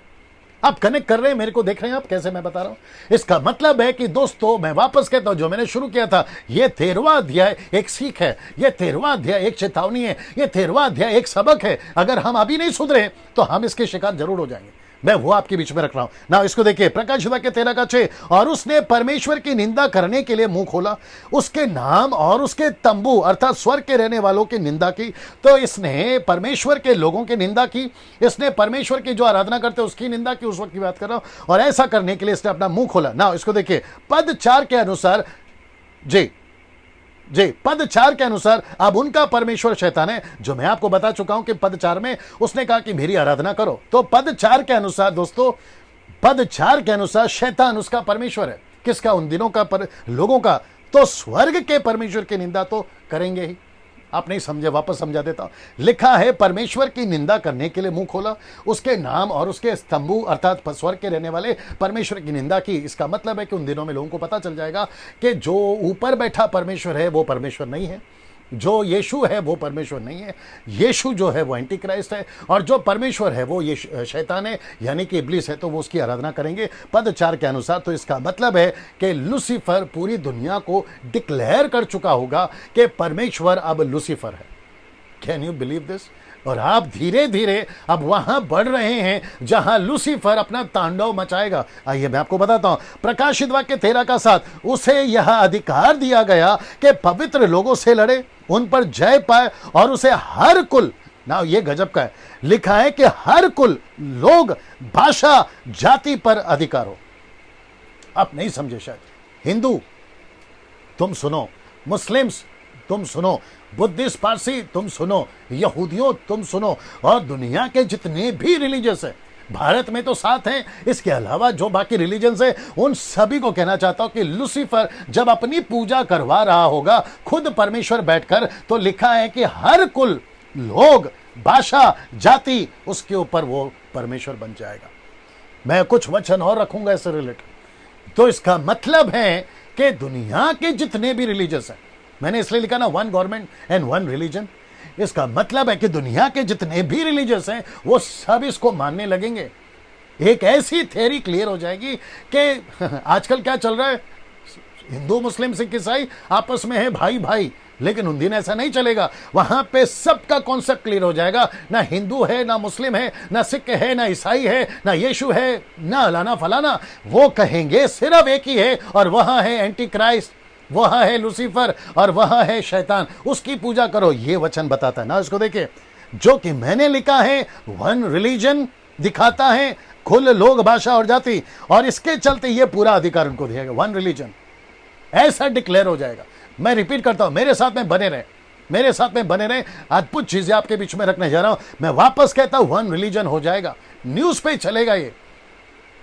वो सब बंद हो जाएगा, घंटी नहीं बजेगी, किसी प्रकार का 3 4 5 बार आवाज नहीं आएगी, आगे आप समझदार हैं, किसी प्रकार का चर्च का घंटी नहीं बजेगा, सिर्फ वन रिलीजन होगा। Can you believe this? ये सब बाइबल में है, ये सब दानियल ने कहा, ये सब यीशु ने कहा, ये सब पौलुस ने कहा अपने बाइबल में। इसका मतलब है दोस्तों, कलीसिया, आपको समझना, आपको जानना जरूरी है। आप एक ऐसी दुनिया में रह रहे हैं जिसका अंत कुछ ऐसा होगा, आप लोग को होशियार होना है, यह बताने की कोशिश करना है। इसको देखिए, प्रकाशित वाक्य 13:8, बहुत सारी चीजें आ रही हैं। पृथ्वी के वे सब रहने वाले, बहुत ध्यान से सुनिएगा, जिनके नाम उस मेमने के जीवन की पुस्तक में लिखे नहीं गए, वे जगत की उत्पत्ति के समय से घात हुआ है उस पशु की पूजा करेंगे। सी, तो इसका मतलब है कि जिसका जिसका नाम जीवन की पुस्तक में लिखा नहीं गया, जो जगत की उत्पत्ति के समय से घात हुआ है, यानी कि शैतान जो घात हुआ है उसका डिक्लेयर हो गया था, ये नहीं बचेगा, उसकी पूजा करेंगे। तो कौन लोग करेंगे? जिसका नाम जीवन की पुस्तक में नहीं है। इसका 2 मतलब होता है। एक, या तो कलीसिया जो उठा ली गई, जिनका नाम जीवन की पुस्तक में, वो तो स्वर्ग पे है, वो तो पूजा नहीं करेंगे। लेकिन जो कलीसिया नीचे रह जाएगी, जो कलीसिया नीचे रह जाएगी, ऐसे लोग जो पृथ्वी पर होंगे, जो एंटीक्राइस्ट की पूजा नहीं करना चाहेंगे, क्योंकि वो मरने को तैयार हैं लेकिन एंटीक्राइस्ट की पूजा करने को तैयार नहीं, वो भी जिनका नाम उसके बाद जीवन की पुस्तक में लिखा जाएगा, वो इसकी पूजा नहीं करेंगे। वाह, एक ऐसी चीज आखिरी में दिखाऊंगा, लेकिन उसको थोड़ा सा भी बोल देता हूं। दोस्तों, इसको देखकर ऐसा लगता है कि हम इस दिनों को नहीं देखना चाहेंगे। ये सबको जो अभी तक बताया, आगे तो और मसाला है, नहीं देखना चाहेंगे। ये सुनते वक्त में, अभी बीच में मुझे किसी ने मैसेज किया था, बोला डैनियल भाई आपका प्रचार सुनकर बड़ा डर लग रहा है, कहीं ये हो ना जाए, कहीं मैं रह ना जाऊं, मैं उसके लिए क्या करूं, ऐसा करके वो मैसेज कर रहा था। मैं आपको ये बताते वक्त में आपको भी एहसास हो रहा होगा कि डैनियल भाई बात तो सही है, ऐसे कठिन दिन आने वाले हैं, तो ऐसे कठिन दिन में हम क्या करें? एक ही रास्ता है, मैं आखिरी में तो बताऊंगा, लेकिन मैं आपको उसको थोड़ा सा बता देता हूं। जितना हो सकता है परमेश्वर के नजदीक आइए। जी दोस्तों, आपका प्रार्थना का जीवन अगर कमजोर है, टाइट करो। आपका वचन पढ़ने का जीवन कमजोर है, टाइट करो। आपकी संगति प्रभु के साथ में ढीला हो गया, टाइट करो। इसका मतलब है मजबूत करो, आप बचोगे, नहीं तो गई भैंस पानी में। जी दोस्तों, आपको मजबूत होना है ना। उसको देखिए, प्रकाशित वाक्य 13:9, जिसके कान हो वह सुन ले। ये कौन कह रहा है? यीशु। ये जो डायलॉग है ना, ये यीशु का है। यीशु कह रहा है 13:9 में, जिसके कान हो वह सुन ले। अब जरा इसको देखिएगा, ये किसको बोल रहा है? हमको और आपको, एक चेतावनी के रूप में, ताकि हम खुद भी सतर्क हो और दूसरों को भी सतर्क कराए। तो यीशु कह रहा है कि जिसके कान हो वह सुन ले। आज मैं आपको कह रहा हूं, मैं खुद को कह रहा हूं, आपको इसको शेयर करते वक्त में उनको कहना है, पास्टर्स आपके चर्च को कहना है, चर्च के मेंबर्स आपके दोस्तों को कहना है कि जिसके कान हो वो सुन ले। परमेश्वर क्या कह रहा है? कहता है कि किसको बोल रहा है? वो हमको बोल रहा है, वो आपको बोल रहा है, एक चेतावनी के रूप। यीशु बीच में रुक गया, यूहन्ना को पॉज दिया, और ये बात करते करते वचन 9 आ गया, कहता है कि जिसके कान है वो सुन ले। इसका मतलब क्या? ये बहुत डेंजर चीज है। इसका मतलब है कि ये बहुत चेतावनी वाली बात है ना। दोस्तों, वक्त को भी ध्यान में रखना है, क्योंकि बहुत सारी बातें करना है। अब इसको देखिए, प्रकाशित वाक्य 13:10, जिसको कैद में पड़ना है वह कैद में पड़ेगा, जो तलवार से मारेगा अवश्य है कि वह तलवार से मारा जाएगा। पवित्र लोगों का धीरज और विश्वास इसी में। अब इसका मतलब क्या है? रख रहा हूं, जो तलवार से मारेगा। ऐसा लगता है, देख लीजिए, ऐसा लगता है कि उन दिनों में मसीह लोग अपना धीरज खो देंगे और एंटी क्राइस्ट से मिल जाएंगे, और पवित्र लोगों का धीरज और विश्वास इसी में, जिसको मैं आपको बता चुका हूं। तो इसका मतलब है ये अपना धीरज खो देंगे, और जो तलवार से मारेगा वो तलवार से मरेगा। तो इसका मतलब है एंटी क्राइस्ट जो है सबको तलवार देगा कि जाके कत्ल करो, जो यीशु को मानते हैं। तो जैसे इनकी बारी आएगी, ये तो मरना तो नहीं चाहेंगे। इनके सामने जो टॉर्चर होगा, टॉर्चर की तो लेवल बार है। मैं वो पिक्चर नहीं दिखा पा सकता हूं, मैं नहीं दिखा पा रहा हूं। मुझे जैसा पिक्चर चाहिए था वैसा नहीं मिला, इसलिए मैं वो एंगल को नहीं टच किया। इसका टॉर्चर भयंकर है, ये किस लेवल तक टॉर्चर करेगा नहीं पता। तो उन दिनों में लोग अपना धीरज खो देंगे और दूसरों को तलवार से मारना शुरू करेंगे। आपको याद है यीशु ने क्या कहा था? कि मसीह लोग एक दूसरे के विरोधी हो जाएंगे। यीशु ने कहा था बाप बेटे के विरोध हो जाएगा, बेटा बाप के विरोध हो जाएगा, बहू सास और सास बहू के। पड़ोसी अपने पड़ोसी के दोस्त, अपने दोस्त के भाई अपने भाई के। इसका मतलब क्या मालूम है? ये वही दिन होगा। इसका मतलब है, कैसे समझाऊं, एग्जाम्पल आ रहा दे देता हूं। सरकार ने सबको कहा है आपके पड़ोस में जैसे ही कोरोना वायरस का कोई सस्पेक्टिव मिलता है या पेशेंट मिलता है, आप हमको फोन करो। फिर पुलिस आती है और उसको लेकर जाती है, उसका क्वारंटाइन करा देती है 14 दिन के लिए। क्या ये बात सही है? सही है। वैसे ही उन दिनों में होगा। जैसे ही पता चला आसपास के पड़ोसियों को, यहां ईसाई लोग रहते हैं, यहां पर यीशु के लोग रहते हैं, यहां पे बाइबल वाले रहते हैं, यहां पर हल्लेलुया वाले रहते हैं, यहां पे प्रेज द लॉर्ड वाले रहते हैं, यहां पर झांझ बजाकर शाम को गाना गाया जाता है, ऐसे लोगों की खबर लेकर ये लोग पुलिस को फोन करेंगे और पुलिस आकर उनको ले जाएगी। और ऐसे टाइम पे बच्चे को छीनेंगे, पति को, पत्नी को, माँ बाप को, सबको छीन कर मारते हुए ले जाएंगे। और ऐसे टाइम पे लोग अपना धीरज खो देंगे, ऐसे टाइम पे लोग अपना धीरज खो देंगे और वो कहेंगे कि एक काम करो, हमको नहीं चाहिए यीशु, हम तुम्हारे पार्टी में जुड़ जाते, हम एंटी क्राइस्ट की आराधना करेंगे और उनके भी हाथ में तलवार आ जाएगी। इसलिए तो लिखा है कि जो तलवार से मारेगा वो तलवार से मरेगा। वाह, कैसा लग रहा है? सी, इसका मतलब है, इसलिए लिखा है यीशु ने, जो धीरज धरेगा उसी का उद्धार होगा। मुझे नहीं पता उस वक्त में, अभी जो देख रहे हैं, आप रहोगे या नहीं रहोगे ये दिनों में। अगर इन केस आपका जीवन में उतार चढ़ाव आया और आप रह गए, मेरी सलाह, खैर उस दिन तो बात नहीं हो पाएगी, लेकिन अभी से बता देता हूं, मेरी सलाह आपसे सिर्फ इतनी है कि धीरज धर लेना। और वो भी कितने साल? सिर्फ 3.5 साल। जहां भाग सकते हो भाग जाना, जिस जंगल में भाग सकते हो भाग जाना, जहां छुप सकते हो छुप जाना, लेकिन एंटी क्राइस्ट के हाथ नहीं लगना। अगर एंटी क्राइस्ट के हाथ लग गए तो या तो मरोगे या तो दूसरों को मारोगे, जो कि वचन कहता है तलवार से जो मारेगा वो तलवार से मरेगा। ना, ये मैं आपको बता चुका हूं, आशा करता हूं आप समझ रहोगे। आइए अब बात करते हैं प्रकाशित वाक्य के 13वें अध्याय के दूसरे भाग को, क्योंकि मेरे पास में अभी 45 मिनट्स है, मैं वो आपके बीच में रखने जा रहा हूं। ना, 13वां अध्याय 11 से लेकर 18 तक का एक एक वचन आपके बीच में रखूंगा। और यहां पे एंट्री होती है फॉल्स प्रॉफिट की। एंटी क्राइस्ट का जो परिचय दे चुका हूं, लेकिन फॉल्स प्रॉफिट का एंट्री हो रहा है। लेकिन फॉल्स प्रॉफिट के साथ साथ ये दोनों फिर एंट्री करेंगे। एक है सैटन, दूसरा एंटी क्राइस्ट, और ये है फिर तीसरा झूठा भविष्यवक्ता, फॉल्स प्रॉफिट। ये तीनों मिलकर क्या करेंगे वो भी बताऊंगा ना। इसको देखते हैं। याद रहे, इस फॉल्स प्रॉफिट का कनेक्शन 17वें अध्याय से भी है, जो कि कहता है झूठी कलीसिया। 17वां अध्याय, अगर आप जानते होंगे कि जो है पशु पर बैठी है, एक वेश्या, एक महिला, एक स्त्री, और ये उसको बताता है, यानी कि एंटी क्राइस्ट की कलीसिया को बताता है। जब 17वें अध्याय पे मैं आऊंगा तो इसको मैं कनेक्ट करूंगा, इसलिए मैं अभी कर रहा हूं ताकि आपको झूठा भविष्यवक्ता उससे जुड़ा रहेगा, ये बता रहा हूं ना। प्रकाशित वाक्य 13 का 11, फिर मैंने एक और पशु को पृथ्वी पे से निकलते देखा। पहला पशु कहां से निकला था? समंदर से। ये पृथ्वी, ये कहां से निकल रहा है? पृथ्वी पर से। इसका मतलब है, बड़े ध्यान से सुनना, इसका मतलब है ये मसीह लोगों में से ही निकलेगा। वाह, वापस कहता हूं, ये मसीह लोगों में से ही निकलेगा। इसलिए इसको मैंने नाम क्या दिया? Religious leader, religious leader but possessed with demon. ये वो व्यक्ति होगा।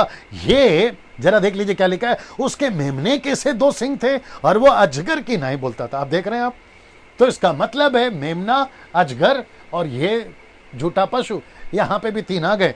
ये 2 सिंह का भी मैं मतलब बताऊंगा। 2 सिंह का मतलब क्या है? तो सबसे पहले बात करते हैं, एक और पशु पृथ्वी पर से निकलते हुए देखा। आइए उसको देखते हैं। ये भी मनुष्य ही होगा, पशु नहीं।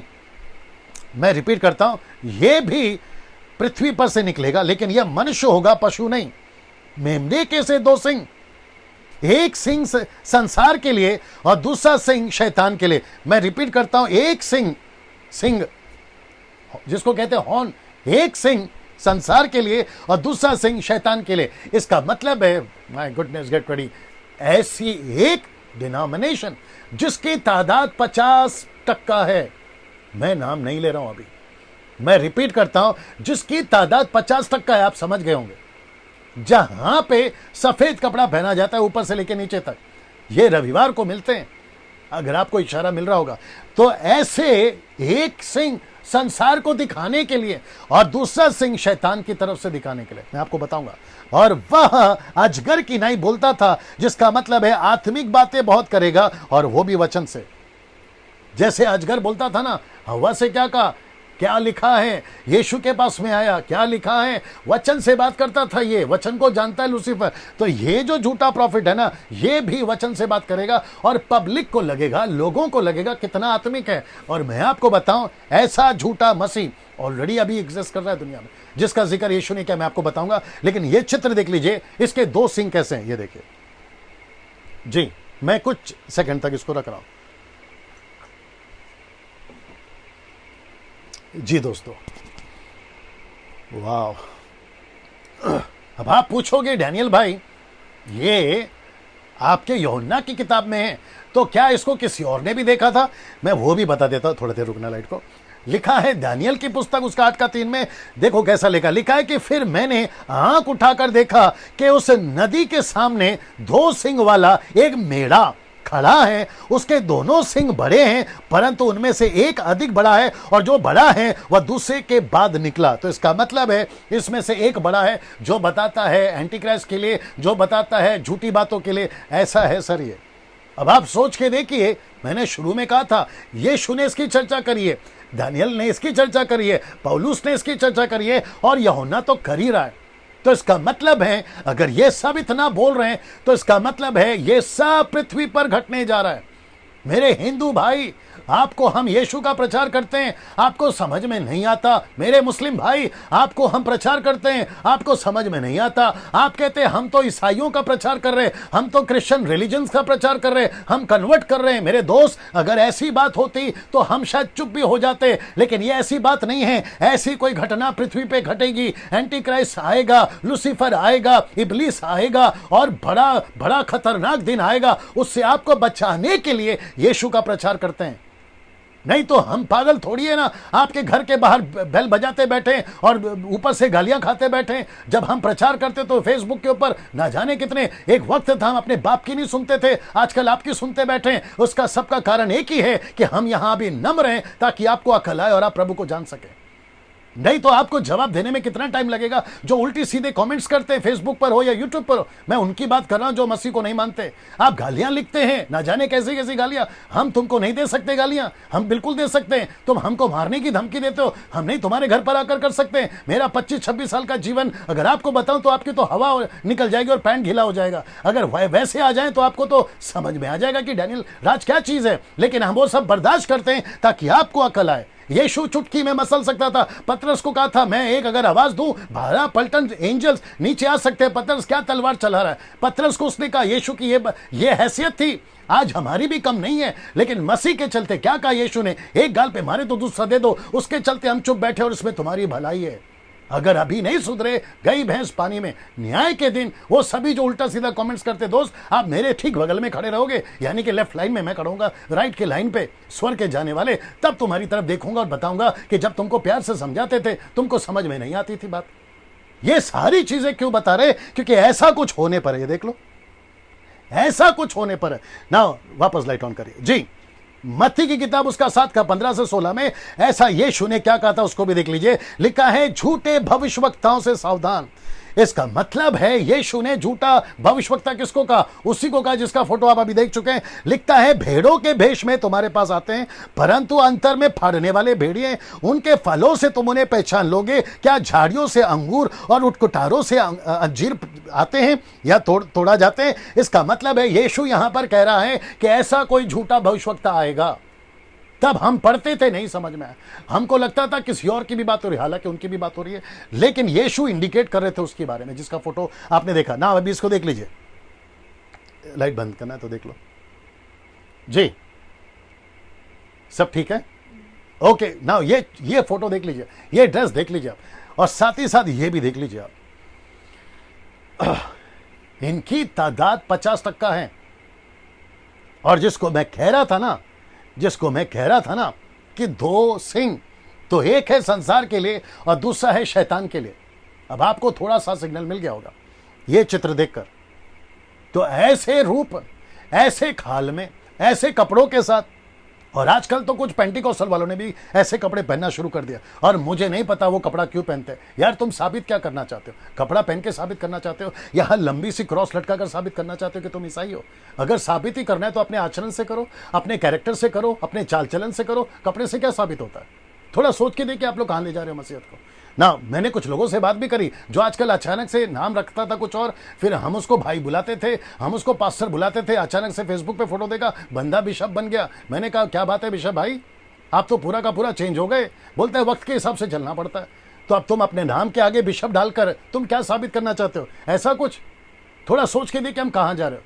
अब आप लोगों को तकलीफ भी हो रही होगी, साथ में गुस्सा भी आ रहा होगा, वो तुम तक ही रखो, मेरे तक मत लेकर आओ ना। इसको देखिए, ऐसे 50% लोग पूरी दुनिया में जो है कार्य कर रहे हैं, जिनको कहा जाता है पीस मेकर्स, शांति की बातें करते हैं। कनेक्शन करूंगा मैं थोड़ा थोड़ा ना। ये चित्र देख लीजिए, लाइट लगाना तो लगा लो।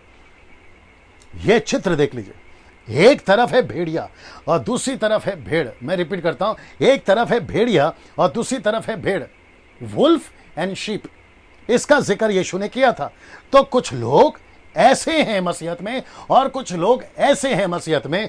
कुछ लोग ऐसा कपड़ा पहनकर आते हैं ये बनने की, ऐसा कपड़ा पहनकर आते हैं ये बनने के लिए। तो हमको पहचानना है इनको भी और हमको पहचानना है इनको भी, इसलिए ये रखा है। मसीह समाज के लिए ये बड़ा अच्छा है, पहले देख लो। मसीह समाज के लिए जो भेड़िया, वो संसार के लिए भेड़। दूसरा, जो मसीह समाज के लिए भेड़ है वो संसार के लिए भेड़िया। आप पहले इसको देख लीजिए, समझा देता हूं। मसीह समाज के लिए भेड़िया, वो संसार के लिए भेड़ है। मतलब जिसको हम कहते हैं ये वुल्फ है, संसार उसको क्या कहते हैं मालूम है? वो भेड़िया है। लेकिन हमारी नजर में और हमारे लिए मसीह समाज के लिए वो भेड़िया है। अब इसको दूसरा देखो, मसीह समाज के लिए जो भेड़िया है, क्षमा करें, जो भेड़ है, वो संसार के लिए भेड़िया है। इसका मतलब है जिसको हम भेड़ कहते हैं, शीप कहते हैं, संसार उसको भेड़िया कहती है, यानी मुझको और आपको भेड़िया कहती है। कमेंट्स बॉक्स पे तो यही लिखा जाता है। तो इसका मतलब है, मैंने ये क्यों लिखा है, आप मसीह समाज के लिए भेड़िया, संसार के लिए भेड़, मसीह समाज के लिए भेड़, संसार के लिए भेड़िया। आगे आप समझ गए होंगे। यूहन्ना, पहला यूहन्ना उसका 2:22 का कहता है, झूठा कौन है? बड़े ध्यान से सुनना, झूठा कौन है? कौन से लोग झूठे हैं, कौन से लोग झूठे फॉल्स प्रॉफिट है, वो बता रहा हूं। केवल वह जो यीशु को मसीह होने का इनकार करता है, और मसीह का विरोधी वही है जो पिता का पुत्र का इनकार करता है। पहला यूहन्ना 4:3 क्या कहता है वो भी देख लीजिए। कहता है, जो कोई आत्मा यीशु को नहीं मानती वो परमेश्वर की ओर से नहीं है। फिर कहता है, वही तो मसीह का विरोधी की आत्मा है, जिसकी चर्चा तुम सुन चुके हो कि वो आने वाला है। अब इसको देखो, वरन अब भी जगत में है। तो ऐसे एंटी क्राइस्ट, लाइट बंद करो, ऐसे एंटी क्राइस्ट और ऐसे झूठे भेड़िए अभी भी जगत में है, अभी भी जगत में है। इनको पहचानना होगा, इन सबको पहचानना होगा, इन सबको पहचानना होगा, इनको पहचानना होगा, इनको पहचानना होगा। और फिर वचन कहता है, कौन कहता है वो झूठा है? जो नहीं मानती, लाइट ऑन कर लो, जो यीशु मसीह की तरफ से आया। तो इसका मतलब है कि जो कोई, वो चाहे कोई भी हो, आप किसी भी डिनोमिनेशन को, अगर आप ये नहीं मानते कि यीशु परमेश्वर की ओर से हो, तुम झूठे हो, तुम झूठे हो। तुम कोई भी रिलीजियस से हो, तुम कोई भी डिनोमिनेशन से हो, तुम कहीं से भी हो, देसी हो, विदेशी हो, आप जो भी हैं, अगर आप यीशु को नहीं मानते, आप झूठे भविष्यवक्ता की या एंटी क्राइस्ट की लिस्ट में हो। ये मैं नहीं कह रहा हूं, वचन कह रहा है। और कहता है कि अभी भी जगत में कुछ लोग हैं ना। इसको देखिए, पहला यूहन्ना 2:18, हे लड़कों ये अंतिम समय, देखो लिखता है कि हे लड़कों ये अंतिम समय है, जैसा तुमने सुना है कि मसीह का विरोधी आने वाला है, उसके अनुसार अब भी बहुत से मसीह विरोधी उठे हैं। और इससे हम जानते हैं कि ये अंतिम समय। तो इसका मतलब है बहुत से झूठे मसीह अभी भी हैं, उठे हैं। एक आने वाला है जिसको कहते हैं द वन ओनली, एक तो आने वाला है बिगॉटन, वो तो आने वाला है शैतान का। लेकिन अभी भी हैं झूठे मसीह, अभी भी हैं झूठे एंटी क्राइस्ट, अभी भी हैं। तो उससे सावधान रहना है। इसी का प्रचार मैं कर रहा हूं। मसीह मंथन व्हाट्सएप ग्रुप जो हमने स्टार्ट किया है, जिसमें कम से कम 5 ग्रुप है, 1000 से भी ज्यादा मेंबर्स अभी तक जुड़ चुके हैं। मकसद यही है, मकसद यही है कि सही लोगों को तैयार करो और गलत शिक्षाओं को एक्सपोज करो और उनको सिखाओ ताकि वो सही शिक्षा में आ जाए ना। प्रकाशित वाक्य, इस पुस्तक कौन पहचानेगा और कैसे पहचानेगा इन लोगों को ना। ये जब बातें हम कर रहे हैं, लिखता है कौन पहचानेगा और कैसे पहचानेगा इन लोगों को ना। एक ही चीज है, right understanding of the word. मतलब इन झूठे मसीहों को हम कैसे पहचानेंगे? Right understanding of the word. मतलब हमको वचन की सही जानकारी होना बहुत जरूरी है, तब हम इसको पहचानेंगे ना। अभी कितने लोग हैं वो आंकड़ा है ओके ना, प्रकाशित वाक्य 13 का 12 क्या कहता है ये देखते हैं। अब यहां से दोस्तों क्या कहते हैं ना, आपका जो क्या बोलते हैं उसकी गहराई या डेप्थ और जाने वाली, ये कैसे कार्य करेगा, ये कैसे क्रूर शासन करेगा, उसका जिक्र करने जा रहा हूं। वचन 12 कहता है, यह उस पहले पशु का सारा अधिकार उसके सामने काम में लाता था, पृथ्वी और उसके रहने वालों से उस पहले पशु की जिसका प्राण घातक घाव अच्छा हो गया था, लिखा है पूजा कराता था। कौन? झूठा भविष्यवक्ता। उसकी पूजा कराता था। यह शब्द देख लीजिए, उसकी पूजा कराता था। तो इसका मतलब है जो चित्र मैंने आपको अभी दिखाया, रहने दो, जो मैंने आपको चित्र दिखाया, ये लोग उनकी पूजा करवाएगा। ये इन्हीं में से निकलेगा, वापस कहता हूं इन्हीं में से निकलेगा। वो उनसे पूजा कराएगा, ये देखो पूजा कराएगा जी, ये देखो पूजा कराएगा।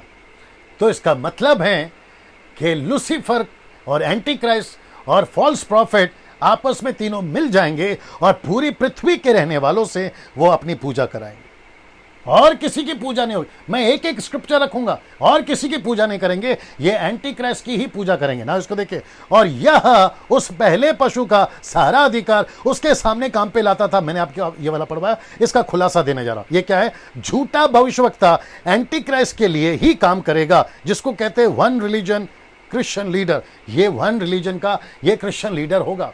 जैसे कैथलिक्स में पोप होते हैं, कैथलिक्स में पोप होते हैं ना, पोप, वैसे ये एंटी क्राइस्ट का पोप होगा, ये फॉल्स प्रॉफिट। और ये उस वक्त में ये पूरे लोगों को डिक्लेयर करेगा, क्रिश्चियंस को तो डिक्लेयर करेगा, इजराइल के नेशन को डिक्लेयर करेगा, ये अरब कंट्री को डिक्लेयर करेगा, ये बुद्धिस्ट को डिक्लेयर करेगा, ये हिंदुस्तान को डिक्लेयर करेगा, ये सारे कौमों को डिक्लेयर करेगा कि अगर किसी की पूजा करनी है तो वो है एंटी क्राइस्ट की। मैं वचन रखूंगा, क्या हो रहा है आप लोग मत मानो, वो बात अलग है। कुछ लोग नहीं मानेंगे, वो बात अलग है। लेकिन जिस दिन हो जाएगा ना दूध का दूध और पानी का पानी, तब आप ही को पता चल जाएगा और आज का वीडियो याद आएगा ना। प्रकाशित वाक्य 13:13 क्या कहता है देखिए, वह बड़े बड़े चिन्ह दिखाता था। कौन? झूठा भविष्यवक्ता, जिसका फोटो मैंने दिखाया, वो बड़े बड़े चिन्ह दिखाता था, यहां तक कि मनुष्य के सामने देखो स्वर्ग से पृथ्वी पर आग बरसा देता था। पृथ्वी पर आग बरसा सकता है ये आदमी, ये इतना पावरफुल था ना। इसको देखिए, दूसरा थिस्सलुनीके, मैं आपको कनेक्ट कर रहा हूं, देखो दूसरा थिस्सलुनीके दूसरा अध्याय वचन 10 से 12 तक में सलोमी आपको पढ़ना है जी। जी, और नाश होने वालों के लिए अधर्म के सब प्रकार के धोखे के साथ होगा, क्योंकि उन्होंने सत्य के प्रेम को ग्रहण नहीं किया जिससे उनका उद्धार होता, और इसी कारण परमेश्वर उनमें एक भटका देने वाली सामर्थ को भेजेगा ताकि वे झूठ की प्रतीति करे, और जितने लोग सत्य की प्रतीति नहीं करते वरन अधर्म से प्रसन्न होते हैं, सब दंड पाए।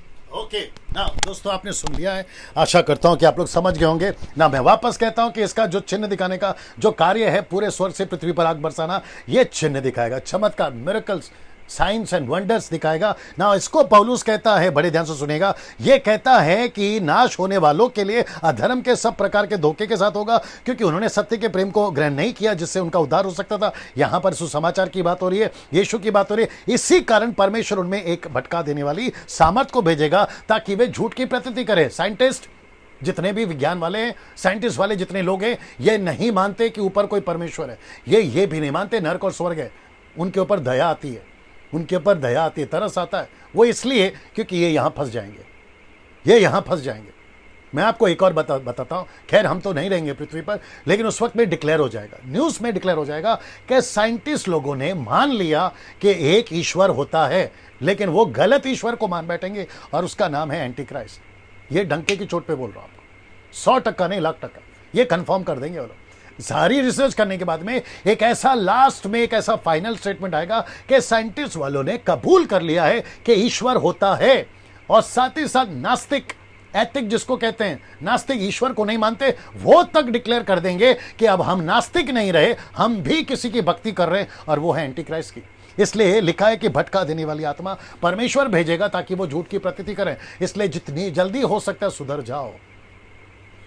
मैं वापस कहता हूं, तुम्हारा बड़ा भाई, छोटा भाई, दोस्त की हैसियत से, या फिर जो भी आप समझना चाहो उसके वसीले से कह रहा हूं कि जितनी जल्दी हो सकता है सुधर जाओ, नहीं तो ये दिन में आप जैसे तैसे फंसोगे ही, और तब तक बहुत देर हो जाएगी भैया, तब तक बहुत देर हो जाएगी। आजकल मैं न्यूज सुन रहा हूं कोरोना वायरस के बारे में, जो कि कुछ लोग हल्के में लेते थे, कहते हमको नहीं होगा, अरे हमको नहीं होगा।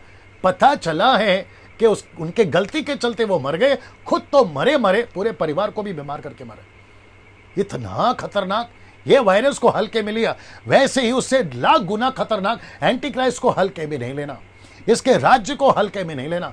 मैं मसीहों से भी कहना चाहता हूं, आपको जीसस क्राइस्ट, आपको आदत लग गई होगी, पास्टरों को बच्चों आपको आदत लगे, मेरा बाप पास्टर है हम तो सुरक्षित रहेंगे, मेरा बाप पास्टर है, हमारा बाप पास्टर चर्च चलाता है, हमको कोई तकलीफ नहीं होगी, ऐसे बहुत हल्के में आपने यीशु को लिया। मैं आपको कहना चाहता हूं, आप भी गंभीर हो जाइए, मैं रखूंगा लास्ट में उसको। चर्च के लोगों ने मजाक में लिया, यीशु को मजाक में लिया, वर्शिपरों ने मजाक में लिया, प्रीचरों ने मजाक में लिया, टीचरों ने मजाक में लिया। आपको गंभीर होना होगा। इसलिए मैंने पहले बताया था कि 40 साल का जंगल का जीवन का सफर इजरायलियों का एक सबक के रूप में है। वैसे ही 13वां अध्याय एक सबक के रूप में, अगर इसे सबक नहीं लिया तो फिर खत्म हो गया सर ना। वापस मैं कहता हूं कि भटका देने वाले आत्मा भेजेगा, वो झूठ की प्रतीति करेंगे लेकिन दंड पाएंगे ना। इसको देख लीजिए, यहां कुछ हुआ था। अब आप ये पिक्चर देखकर पता लगा लिए होंगे, आप है मूसा, ये देखो डंडा उसके हाथ में, और यहां है फिरौन का राजा। इन दोनों के बीच में एक लड़ाई हुई थी जिसको मैंने लिखा है मूसा का परमेश्वर वर्सेस मिस्र के जादूगर। मैं रिपीट करता हूं, मूसा का परमेश्वर के वर्सेस मिस्र के जादूगर, गॉड्स वर्सेस इजिप्ट म्यूजिशियंस, आप ऐसा भी बोल सकते हैं। ये ऐसा है। क्या हुआ था आपके बीच में रखने जा रहा हूं। आप सभी को पता है कि मूसा यानी उसके बड़े भाई मूसा ने लकड़ी फेंकी और सांप बन गया। तो इस व्यक्ति ने क्या किया, मैं कनेक्ट क्या कर रहा हूं कि जादू किस लेवल का है, मैं कनेक्ट क्या कर रहा हूं जादू टोना किस लेवल का है, मैं कनेक्ट क्या कर रहा हूं कि अंत के दिनों में चमत्कार किस लेवल पे होंगे, मैं उसको कनेक्ट कर रहा हूं। आइए देखते हैं निर्गमन की किताब उसका 7 का 11 से 12। तब फिरौन ने पंडितों और टोना करने वालों को बुलवाया। मिस्र के जादूगर ने आकर अपने अपने तंत्र मंत्र से वैसा ही किया। उन्होंने भी अपनी अपनी लाठी को डालकर वे भी अजगर बन गए। तो जब उन्होंने लाठी फेंका तो वो भी अजगर बन गए, मतलब सांप बन गए। अब इसको देखिए, पर हारून की लाठी उनकी लाठियों को निगल गए, मतलब हारून का सांप ने जादूगर के सांप को निगल गया। अब इसको देखिए 7 का 22 क्या कहता है, तब मिस्र के जादूगर ने भी अपने तंत्र मंत्र से वैसा किया, मतलब उन्होंने नील नदी को लाल बना दिया। किसने? जादूगरों ने। तो जादूगर का लेवल, दुष्ट आत्माओं का लेवल अभी किस लेवल तक है ये आप ओल्ड टेस्टमेंट में देख चुके हैं। मैं न्यू टेस्टमेंट का भी दिखा देता हूं। फिर बात करते हैं प्रेरितों की किताब उसका 8वां अध्याय वचन 9 से 13। एक ऐसा व्यक्ति, आइए उसको पढ़ते हैं, एक ऐसा व्यक्ति जिसका नाम है शिमोन, ये जादूगर था। आइए सुनते हैं जी। इससे पहले उस नगर में शमौन नामक एक मनुष्य था जो जादू टोना करके सामरिया के लोगों को चकित करता और अपने आप को एक बड़ा पुरुष बताता था। छोटे से बड़े तक सब उसका सम्मान करते कहते थे, यह मनुष्य परमेश्वर की वह शक्ति है जो महान कहलाती है। उसने बहुत दिनों से उन्हें अपने जादू के कामों से चकित कर रखा था, इसीलिए वे उसको बहुत मानते थे। परंतु जब उन्होंने फिलिप्पुस का विश्वास किया जो परमेश्वर के राज्य और यीशु के नाम का सुसमाचार सुनाता था, तो लोग क्या पुरुष क्या स्त्री बपतिस्मा लेने लगे। तब शमौन ने स्वयं भी विश्वास किया और बपतिस्मा लेकर फिलिप्पुस के साथ रहने लगा। वह चिन्ह और बड़े बड़े सामर्थ के काम होते देखकर चकित होता था। ओके, तो इसका मतलब है दोस्तों, जैसे आपने यहाँ पे जादू होते देखा ना, यहाँ पे ये यहाँ पे, वैसे ही फिलिप के टाइम पे भी 2 कैरेक्टर थे। एक था फिलिप और दूसरा था शिमोन जादूगर। तो फिलिप भी चमत्कार करता था परमेश्वर की सामर्थ से, ये चमत्कार करता था, चिन्ह दिखाता था शैतान की ताकत से, लेकिन ये यहाँ फेल हो गया और फिर अपने सरेंडर किया और अपना जीवन प्रभु को दिया। तो सोच के देखो किस लेवल का जादू टोना ओल्ड टेस्टमेंट में, किस लेवल का जादू टोना न्यू टेस्टमेंट में, ये रख रहा हूं आपके बीच में, और किस लेवल का जादू टोना अभी वर्तमान में, और चौथा किस लेवल का जादू टोना अंत के दिनों में होगा। आप सोच नहीं सकते, आप सोच नहीं सकते। और वैसे ही जादू और वैसे ही टोना और वैसे ही चिन्ह चर्च में भी घुस रहे हैं। अब मैं कुछ चीजें बोलने जा रहा हूं, बड़े ध्यान से सुनिएगा। कुछ प्रचारक पानी को अचानक से प्रार्थना करके मीठा बना रहे, जो कि वीडियो भी चला है, बहुत सारा यूट्यूब पे वीडियो चला है। कहते हैं कि देखो हमने पानी को मीठा बना दिया, जैसे शादी में काना में यीशु मसीह ने पानी को दाखरस बनाया, वैसे हमने मीठा बनाया। तो मैं पूछूंगा, भाई आपने मीठा बनाया, परमेश्वर ने बोला नंबर 1, आपने मीठा क्यों बनाया, पर्पस बताइए, नंबर 2, नंबर 3 किसकी सामर्थ से बनाया। ये अगर पूछें आपसे, आप तो खत्म हो जाओगे। फिर कहते हैं हमारे हाथ में डस्ट आता है गोल्ड का, ये कहां से आ रहा है। फिर कहते हैं हमारे हाथ में तेल दिखता है, ये कहां से आ रहा है। फिर कहते हैं हाथ में जो है गीला हो गया, पानी आ रहा है, ये कहां से आ गया। ये भी प्रश्न पूछूंगा। क्या ऐसी कोई एक्टिविटीज बाइबल सपोर्ट करती है? ऐसे सारे सुपरनैचुरल चीजों को आपको 3 एंगल से एक्सेप्ट करना है। अगर वो 3 एंगल में ये फिट होते तो एक्सेप्ट करो। सबसे पहला, क्या वचन सपोर्ट करता है? दूसरा, क्या यीशु मसीह ने इसका अलाउ किया है या यीशु ने कभी घटना को करा है या ऐसा बताया है? और तीसरा, क्या प्रेरितों ने इसकी चर्चा की है बाइबल के अंदर?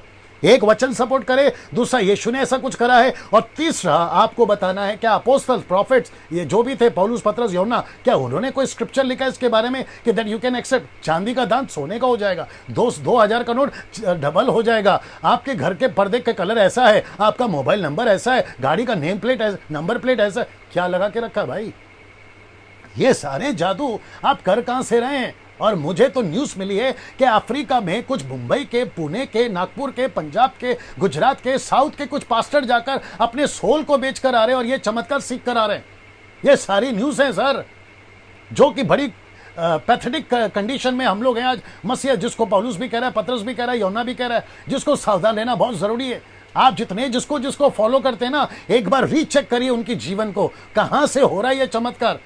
या फेक है, या फिर क्या कहते हैं उसको, जादू टोना है, या फिर शैतान की ओर से या प्रभु की ओर से। अगर प्रभु की ओर से हो रही है तो बात समझ में आती है, उसका पर्पस क्या है? पर्पस एक ही है, सुसमाचार को स्प्रेड करना, गॉस्पल को स्प्रेड करना, आत्माओं को बचाना, चेला बनाना। अगर इसके लिए चमत्कार, मुर्दे जिंदा हो रहे, आपको सलूट है। लेकिन तुम घर बैठे, टीवी बैठे, मेरे हाथ पे अपना हाथ रखो अभी चमत्कार हो जाएगा, ये बकवास कहां से लेकर आ गया? यहां पर हाथ रखो आपके घर पे पैसा आ जाएगा, ये बकवास कहां से लेकर आ? आपको तेल बेच रहे 200 रुपए का, पानी का बोतल बेच रहे 200 रुपए का, आपका रुमाल में सामर्थ आ जाएगा, जिस कुर्सी पर बैठो वहां पर अभिषेक आ जाएगा। ये तमाशा कहां से लेकर आए भाई? जल्दी सुधर जाओ, नहीं तो फंस जाओगे एंटीक्राइस्ट के चक्कर में। और जो डंडे यीशु अलग से देगा वो तो अलग है, इस बात को समझने की कोशिश करिए ना। इसको देखिए, जादू टोना और छिन्न चमत्कार बड़े जोरों से चलेगा एंटीक्राइस्ट के टाइम पे। इसको पढ़ते हैं 13 का 14 से 15 जी। लिखा है, उन चिन्हों के कारण जिन्हें उस पशु के सामने दिखाने का अधिकार उसे दिया गया था, वह पृथ्वी के रहने वालों को इस प्रकार बरमाता था। किस प्रकार बरमाता था? आप उसकी सीमा नहीं समझ सकते। पृथ्वी के रहने वालों से कहता था कि जिस पशु के तलवार लगी थी वह जी गया है, उसकी मूरत बनाओ। तो इसका मतलब है कि जो एंटीक्राइस्ट मर गया था वो अभी जिंदा हो गया है, उसकी पूजा करो, उसकी जो है मूर्त बनाओ। तो जैसे जीसस की मूर्ति आज लगती है, यहां तक कि यीशु के जो ट्रू फॉलोअर्स है ना, वो तक जीसस की मूर्ति रखते हैं। मैं यहां पर एक साफ बात बोलना चाहता हूं, तुम कैथलिक हो तुम सुनो, मेथोडिस्ट हो तुम सुनो, बैप्टिस्ट हो तुम सुनो, न्यू लाइफ हो तुम सुनो, पेंटिकोस्टल, कैरिस्मेटिक, ऑर्थोडॉक्स ब्रदरन, आप जो भी हैं सब सुनो, किसी की फोटो नहीं रखना। वो चाहे यीशु की हो, वो चाहे मरियम की हो, वो किसी संत की हो, किसी की फोटो नहीं रखना। गले पे किसी प्रकार का क्रॉस नहीं पहनना, क्योंकि इससे कोई मतलब नहीं है। क्रॉस यीशु एक बार लटका था, बार बार नहीं। आप क्रॉस लटका कर क्या साबित करो? अपने जीवन से साबित करो कि आप मसीह हैं। क्रॉस लटकाने से क्या होने वाला? और अभी जितनों ने लटकाया उन्होंने क्या कर लिया? मैं सबको जानता हूं सर, ये बात को आप समझिए। किसी की फोटो नहीं होनी चाहिए, ना यीशु की, ना मरियम की, ना गले पे, ना घर पे, ना किसी प्रकार का ऑल्टर, क्योंकि हम मूर्ति पूजक नहीं है। हम यीशु को, जो आत्मा है, सच्चाई है, ऐसी आराधना करते हैं। स्टैचू नहीं रखना, ये बात आपको मैं क्लियर कर देता हूं। लेकिन यहां पे वो मूर्ति बनवाएगा, किसकी? एंटी क्राइस्ट की। जी, मैं थोड़ा सख्त हूं, मैं थोड़ा गुस्से में हूं। ये टॉपिक ही ऐसा है जिसको आपको समझना बहुत जरूरी है।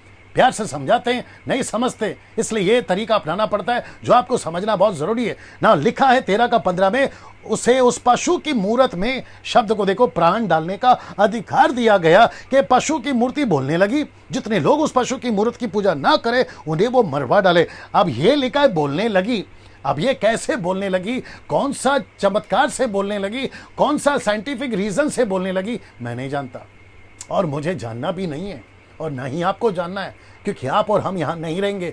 मुसीबत तो उनकी है जो रह जाएंगे, ठीक है ना? ये बात को समझिए ना। उनकी पूजा करवाए, और जो नहीं करे उन्हें वो मरवा डाले। अब यहां से शुरू होता है, 15 मिनट मेरे पास है, यहां से शुरू होता है इनका टॉर्चर। मैं आपको बताता हूं। ऐसा लगता है कि झूठा पशु एंटी क्राइस्ट की लॉकेट या तावीज बनवाकर सबके गले में पहनवाएगा, ऐसा कुछ। ये देख लीजिए, ऐसा कुछ। मैं इसको कुछ सेकंड रख रहा हूं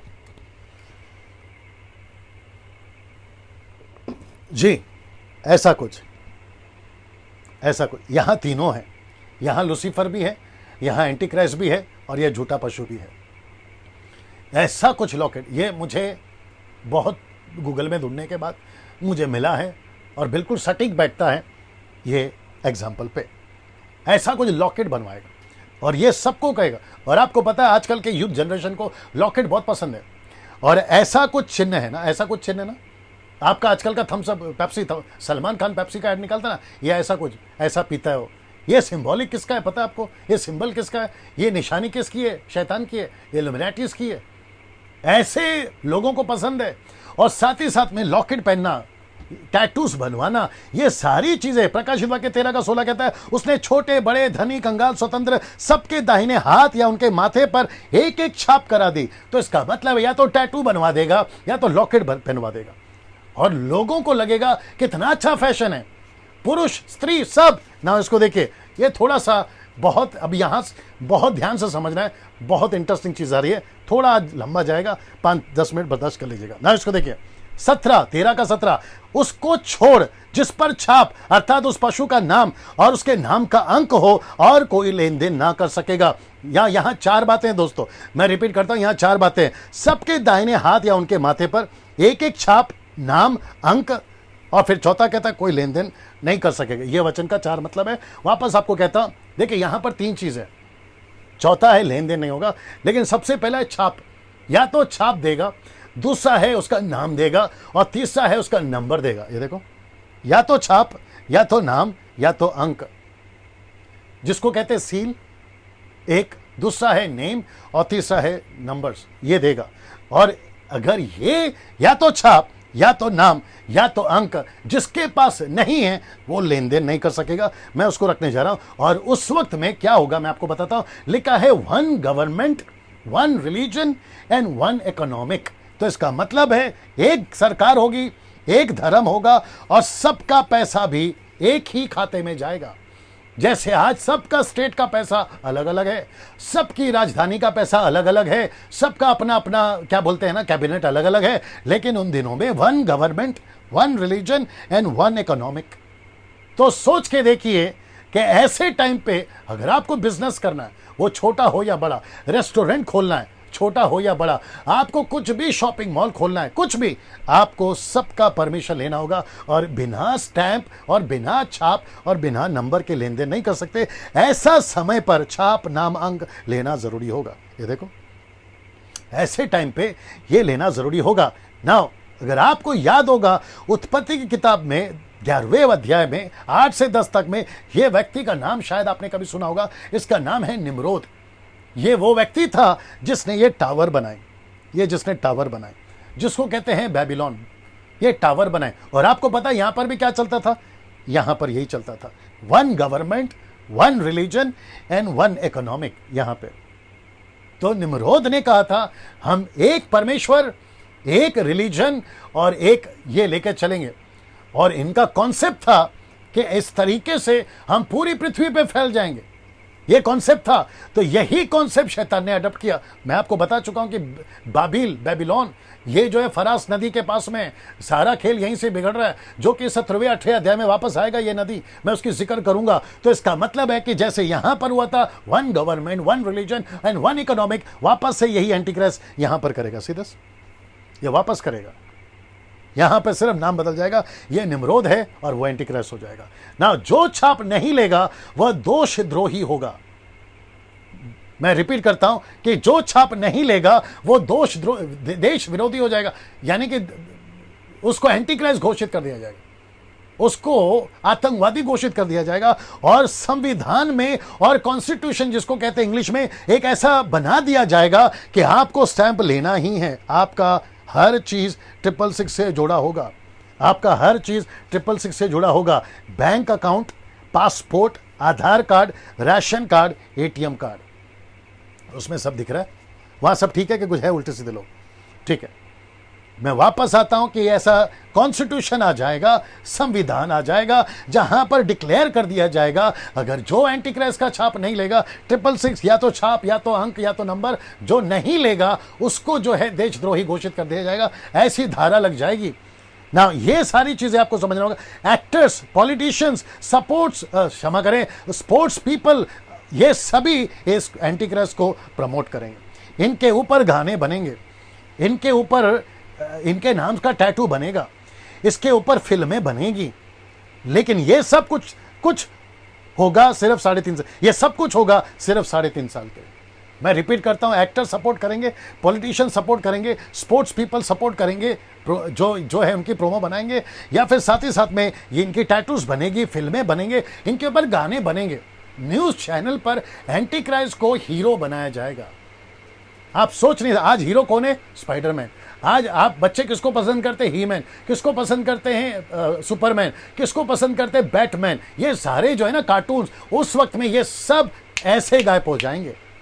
तो एक ही हीरो चलेगा, एक ही, ना अमिताभ बच्चन ना सलमान खान, एक ही हीरो चलेगा, एंटी क्राइस्ट। अब आप सोच के देखिए उस लेवल का ये लेकर जाएगा ना। इसको देखिए, एंटी क्राइस्ट का क्रूर शासन, जिसको कहते हैं कोई लिमिट नहीं होगी, ऐसा शासन दानियल के नजरिए से, मतलब द बुक ऑफ डैनियल के नजरिए से। आइए देखते हैं कैसे ना। सलोमी इसको पढ़िए जी, इसको पढ़िए 8 का 23 से 25 तक मैं आपके लिए पढ़वा रहा हूं जी दोस्तों। और उन राज्यों के अंत समय में जब अपराधी पूरा बल पकड़ेगा, तब क्रूर दृष्टि वाला और पहली बूझने वाला एक राजा उठेगा। उसका सामर्थ्य बड़ा होगा, परंतु उस पहले राजा का सा नहीं, और वह अद्भुत रीति से लोगों को नाश करेगा और सफल होकर काम करता जाएगा और सामर्थियों और पवित्र लोगों के समुदाय को नाश करेगा। उसकी चतुराई के कारण उसका छल सफल होगा और वह मन में फूल कर निडर रहते हुए बहुत लोगों को नाश करेगा। वह सब हाकिमों के हाकिम के विरुद्ध भी खड़ा होगा, परंतु अंत को वह किसी के हाथ से बिना मार खाए टूट जाएगा। ओके, तो इसका मतलब है कि दोस्तों एंटी क्राइस्ट का जो राज्य है ना, देखो क्या लिखा, मैं आपके लिए वापस से कुछ चीजें बता देता हूं। राज्य, उन राज्यों के अंत समय में, ये देखिए, जब अपराध पूरा बल पकड़ेगा, ये देखो अपराधी पूरा बल पकड़ेगा, एंटी क्राइस्ट अपने पूरे उफान में आ जाएगा, पीक जिसको कहते हैं ना, जबरदस्त जोर में होगा। चीता है, रिछ है, शेर है, मैं आपको उसका कॉन्सेप्ट बता चुका हूं। तब कूल दृष्टि वाला और पहली बुझाने वाला, मतलब ये पहली बुझाने वाला, मतलब लोग समझ नहीं पाएंगे, कभी ऐसा तो कभी वैसा। एक राजा उठेगा, सामर्थ्य बड़ा होगा, परंतु उस पहले राजा का सा नहीं, अद्भुत रीति से लोगों को नाश करेगा। सी, अद्भुत रीति से, ये शब्द पढ़ लीजिए, अद्भुत रीति से नाश करेगा ये लोगों को। कौन से लोगों को नाश करेगा? जो इसकी छाप नहीं लेते, जो इसका नंबर नहीं लेते। मुझे जितने मसीह लोग सुन रहे हैं अभी, मुंबई से, पुणे से, नागपुर से, AP, KP, MP, UP, Goa, Jammu Kashmir, Nepal, Pakistan, Sri Lanka, UK, Italy, आप जहां से देख रहे हैं सर, फिजी, ऑस्ट्रेलिया, और साथ ही साथ में वो सभी लोग जहां तक ये वीडियो पहुंचेगा यूट्यूब और फेसबुक के माध्यम से, वो अद्भुत रीति से लोगों को सताएगा।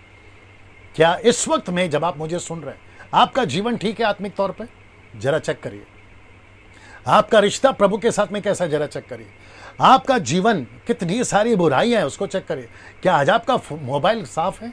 उसमें उल्टे सीधे पिक्चर तो नहीं है?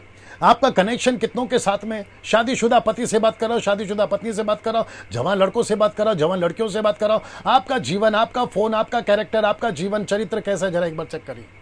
नहीं तो ये व्यक्ति आपको, लिखा है ना, अद्भुत रीति से लोगों को नाश करेगा। फिर कहता है और सफल होकर काम करता जाएगा, मतलब वो अपने काम में सफल भी होता जाएगा।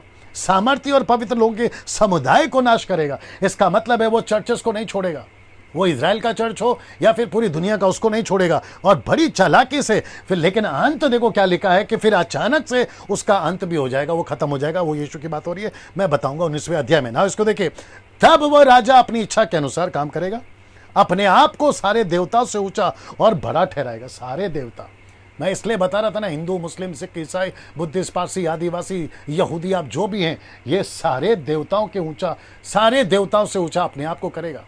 फिर तुम अपना अपना लेकर नाचते बैठना। अभी तो समझा रहे, नहीं समझ में आ रहा। उस वक्त में ये सबको लेकर सबके ऊपर अपने आप को घोषित करेगा। फिर कहता है, वरन सब देवताओं के परमेश्वर के विरुद्ध भी अनोखी बातें कहेगा। मतलब जितने देवताओं को 33 कोटि हो या 36 कोटि हो, आप जिसको लेके चलते, सारे देवताओं के परमेश्वर के विरुद्ध भी अनोखी बातें करेगा।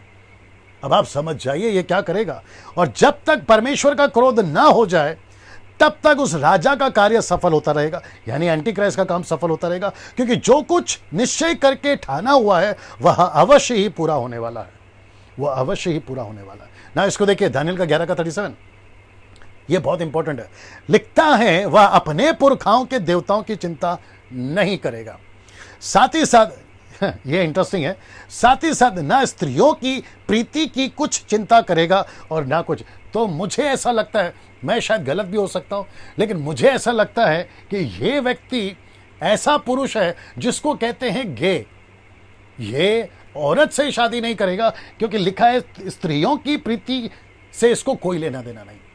ये स्त्रियों के चक्कर में नहीं पड़ेगा, ये पुरुष से शादी करेगा, जिसको गे कहते हैं, जिसको लेस्बिन क्या कहते हैं उसको, वो शादियां जो आजकल सरकार ने भी घोषित कर दी है, ये वैसा कुछ होगा। ये वचन के वसीले से बोल रहा हूं, बाकी आप समझदार है। चिंता करेगा ना किसी देवता की, क्योंकि वह अपने आप ही को सबों के ऊपर बड़ा बनाएगा। ये देखिए, ये है आपका एंटी क्राइस्ट। आपका मतलब वचन की बात कर रहा हूं, ये है एंटी क्राइस्ट। ऐसा ना, इसको देखिए, जो एंटी क्राइस्ट को मानेगा, मतलब जो उसकी पूजा करेगा उसको मानेगा, उसके लिए भी देखो क्या लिखा है, जो कोई उसको माने उसे वह बड़ी प्रतिष्ठा देगा। मतलब वो हीरो बन जाएगा, वो फेमस हो जाएगा, बिल गेट्स बन सकता है, टाटा अंबानी की तरह लाखों करोड़ों पैसे आ सकते हैं। जो कोई एंटी क्राइस्ट की पूजा करेगा, उसको मानेगा, वह बड़ा प्रतिष्ठ हो जाएगा, मतलब फेमस हो जाएगा। ऐसे लोगों का वह बहुतों के ऊपर प्रभुता देगा और अपने लाभ के लिए देश को बांट देगा। मतलब वो अगर किसी को हीरो बनना है, एंटी क्राइस्ट की पूजा करो, हीरो बन जाओ। पैसा कमाना है, एंटी क्राइस्ट का छाप ले लो, पैसा मिल जाएगा। आप दुनिया की वो सारी तरक्की पा सकते हो, जैसे लूसीफर ने यीशु को कहा था, मुझे प्रणाम कर, सारी दुनिया दे दूं। ये देखो, ये ऐसा होगा सर ना। इसको देखिए, प्रकाशित वाक्य 13:18 पे आ गए। 5 मिनट मेरे पास में, मैं अभी समाप्ति पर हूं। ज्ञान इसी में है, जिसे बुद्धि हो वह इस पशु का अंक जोड़ ले, क्योंकि वह मनुष्य का अंक है और उसका अंक है 666, 666। ना दोस्तों, मैं चाहता हूं कि ये चित्र देख लो आप। ये चित्र देख लीजिए आप।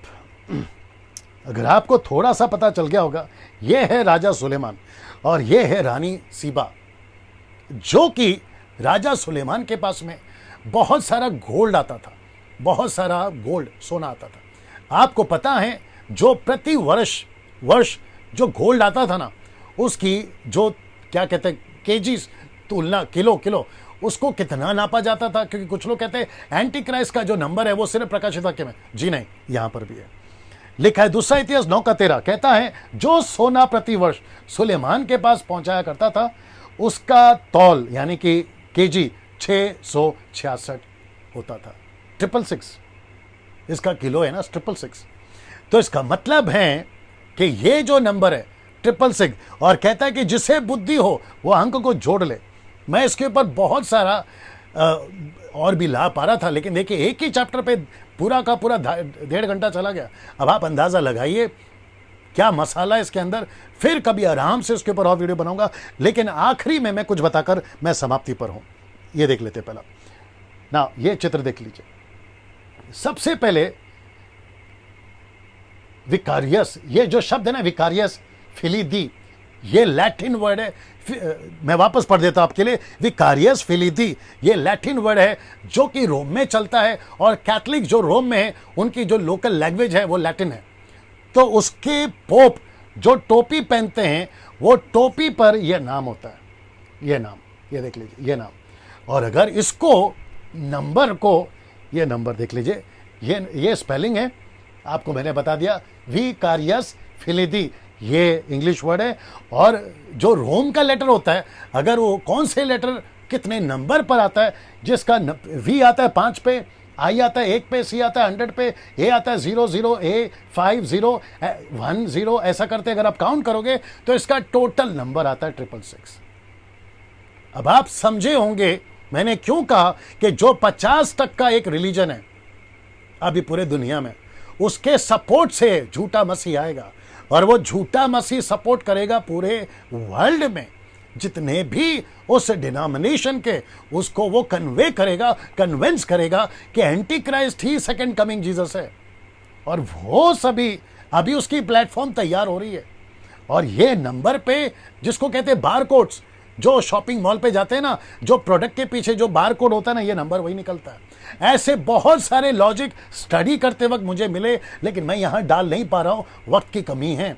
फिर कभी वीडियो बनाऊंगा तो उसके ऊपर डालूंगा। आखिरी स्लाइड दिखा रहा हूं। अब अंत में एक बात, ये आखिरी स्लाइड है, उसके बाद में मैं खत्म कर रहा हूं। ये सब कुछ देखकर, ये सब कुछ समझकर, आपको, आपके बच्चों को, आपके सेवकों को, कलीसिया को अंत के दिनों में कितना आत्मिक होना होगा, जरा सोचिए। ये सब स्टडी सुनने के बाद आपको, बच्चों को, आपके परिवार को, और आपके चर्च को और सेवकों को, पास्टरों तुमको, एवेंजलिस्ट तुमको, वर्शिपर्स तुमको, म्यूजिशियंस तुमको, कितना आत्मिक होना होगा जरा सोचिए। इसलिए यीशु ने कहा, यदि तुम मुझ में हो फलो, यदि तुम मुझ में हो बढ़ो, यदि तुम मुझ में हो मेरे साथ रहो। मैं कुछ रिक्वेस्ट रखना चाहता हूं, बड़े ध्यान से सुनिए, मैं समाप्त कर रहा हूं। मैं कुछ रिक्वेस्ट रखना चाह रहा हूं। अगर आपके बच्चे कार्टून्स ज्यादा देखते हैं, उनको रोकिए। आपके बच्चे बाइबल कम और सांसारिक चीजों में ज्यादा है, उनको रोकिए। साथ ही साथ आपके चर्च के बच्चे यूथ पिकनिक, एंटरटेनमेंट, फिल्मी गीत, पास्टर्स बी केयरफुल। आपके चर्च के यूथ का आप लोग फोन चेक करें कि कौन से पिक्चर के गाना सुनते हैं, और एवरी डे पाप के ऊपर, पवित्रता के ऊपर, धार्मिकता के ऊपर प्रचार करिए, ताकि कलीसिया ऐसे चक्कर में ना पड़े। मैं वापस कहता हूं, आत्मिकता की जो लेवल है उसको बहुत ऊंचा करिए। आप आधा घंटा प्रार्थना करते थे, 2 घंटा, 1.5 घंटा करिए। आप बाइबल पढ़ते थे 1-2 चैप्टर, 40 चैप्टर पढ़िए। आप जैसे अपनी आत्मिकता बढ़ा सकते हैं बढ़ाइए, क्योंकि दिन नजदीक है, कठिन समय है। मुझे नहीं पता इस चैप्टर के ऊपर मैं वापस कब बात करूंगा। अगर ये आखिरी चैप्टर है इस सीरीज में मेरे तरफ से, अगर ये आखिरी चैप्टर है और मुझे नहीं पता मैं वापस कब प्रचार करूंगा इसके ऊपर। खैर, कल तो आएगा अगला चैप्टर 14, 15, 16 जो चलेगा वो तो चलेगा, लेकिन अगर ये आखिरी चैप्टर है मेरी तरफ से, आप जितना इसको सीरियस ले सकते हैं लीजिएगा। जी दोस्तों, बहुत बहुत धन्यवाद। आप लगातार 6 दिन से सुन रहे हैं, आज का 6वां दिन है, बड़ी तादाद में आप लोग सुन रहे हैं। काफी व्यूअर्स, मैं समझता हूं 2.5 लाख, जब से स्टार्ट किया हूं 2.5 लाख लोग अभी तक देख चुके हैं इस टीचिंग को, प्रकाशित वाक्य की पुस्तक। ऐसा ही बने रहें। संडे लास्ट है, मैं वापस कह रहा हूं, संडे लास्ट है, फिर देखते क्या होता है, ठीक है ना। ऐसा लेके चलते कि संडे लास्ट है।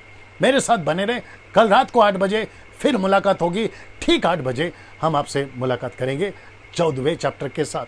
प्रभु आपको बहुत आशीष दे। शेयर करना मत भूलिए, लोगों तक फॉरवर्ड करिए, जितनी तादाद में फैला सकते हैं फैलाइए। प्रभु आपको आशीष दे। कल मुलाकात होगी। जय मसीह।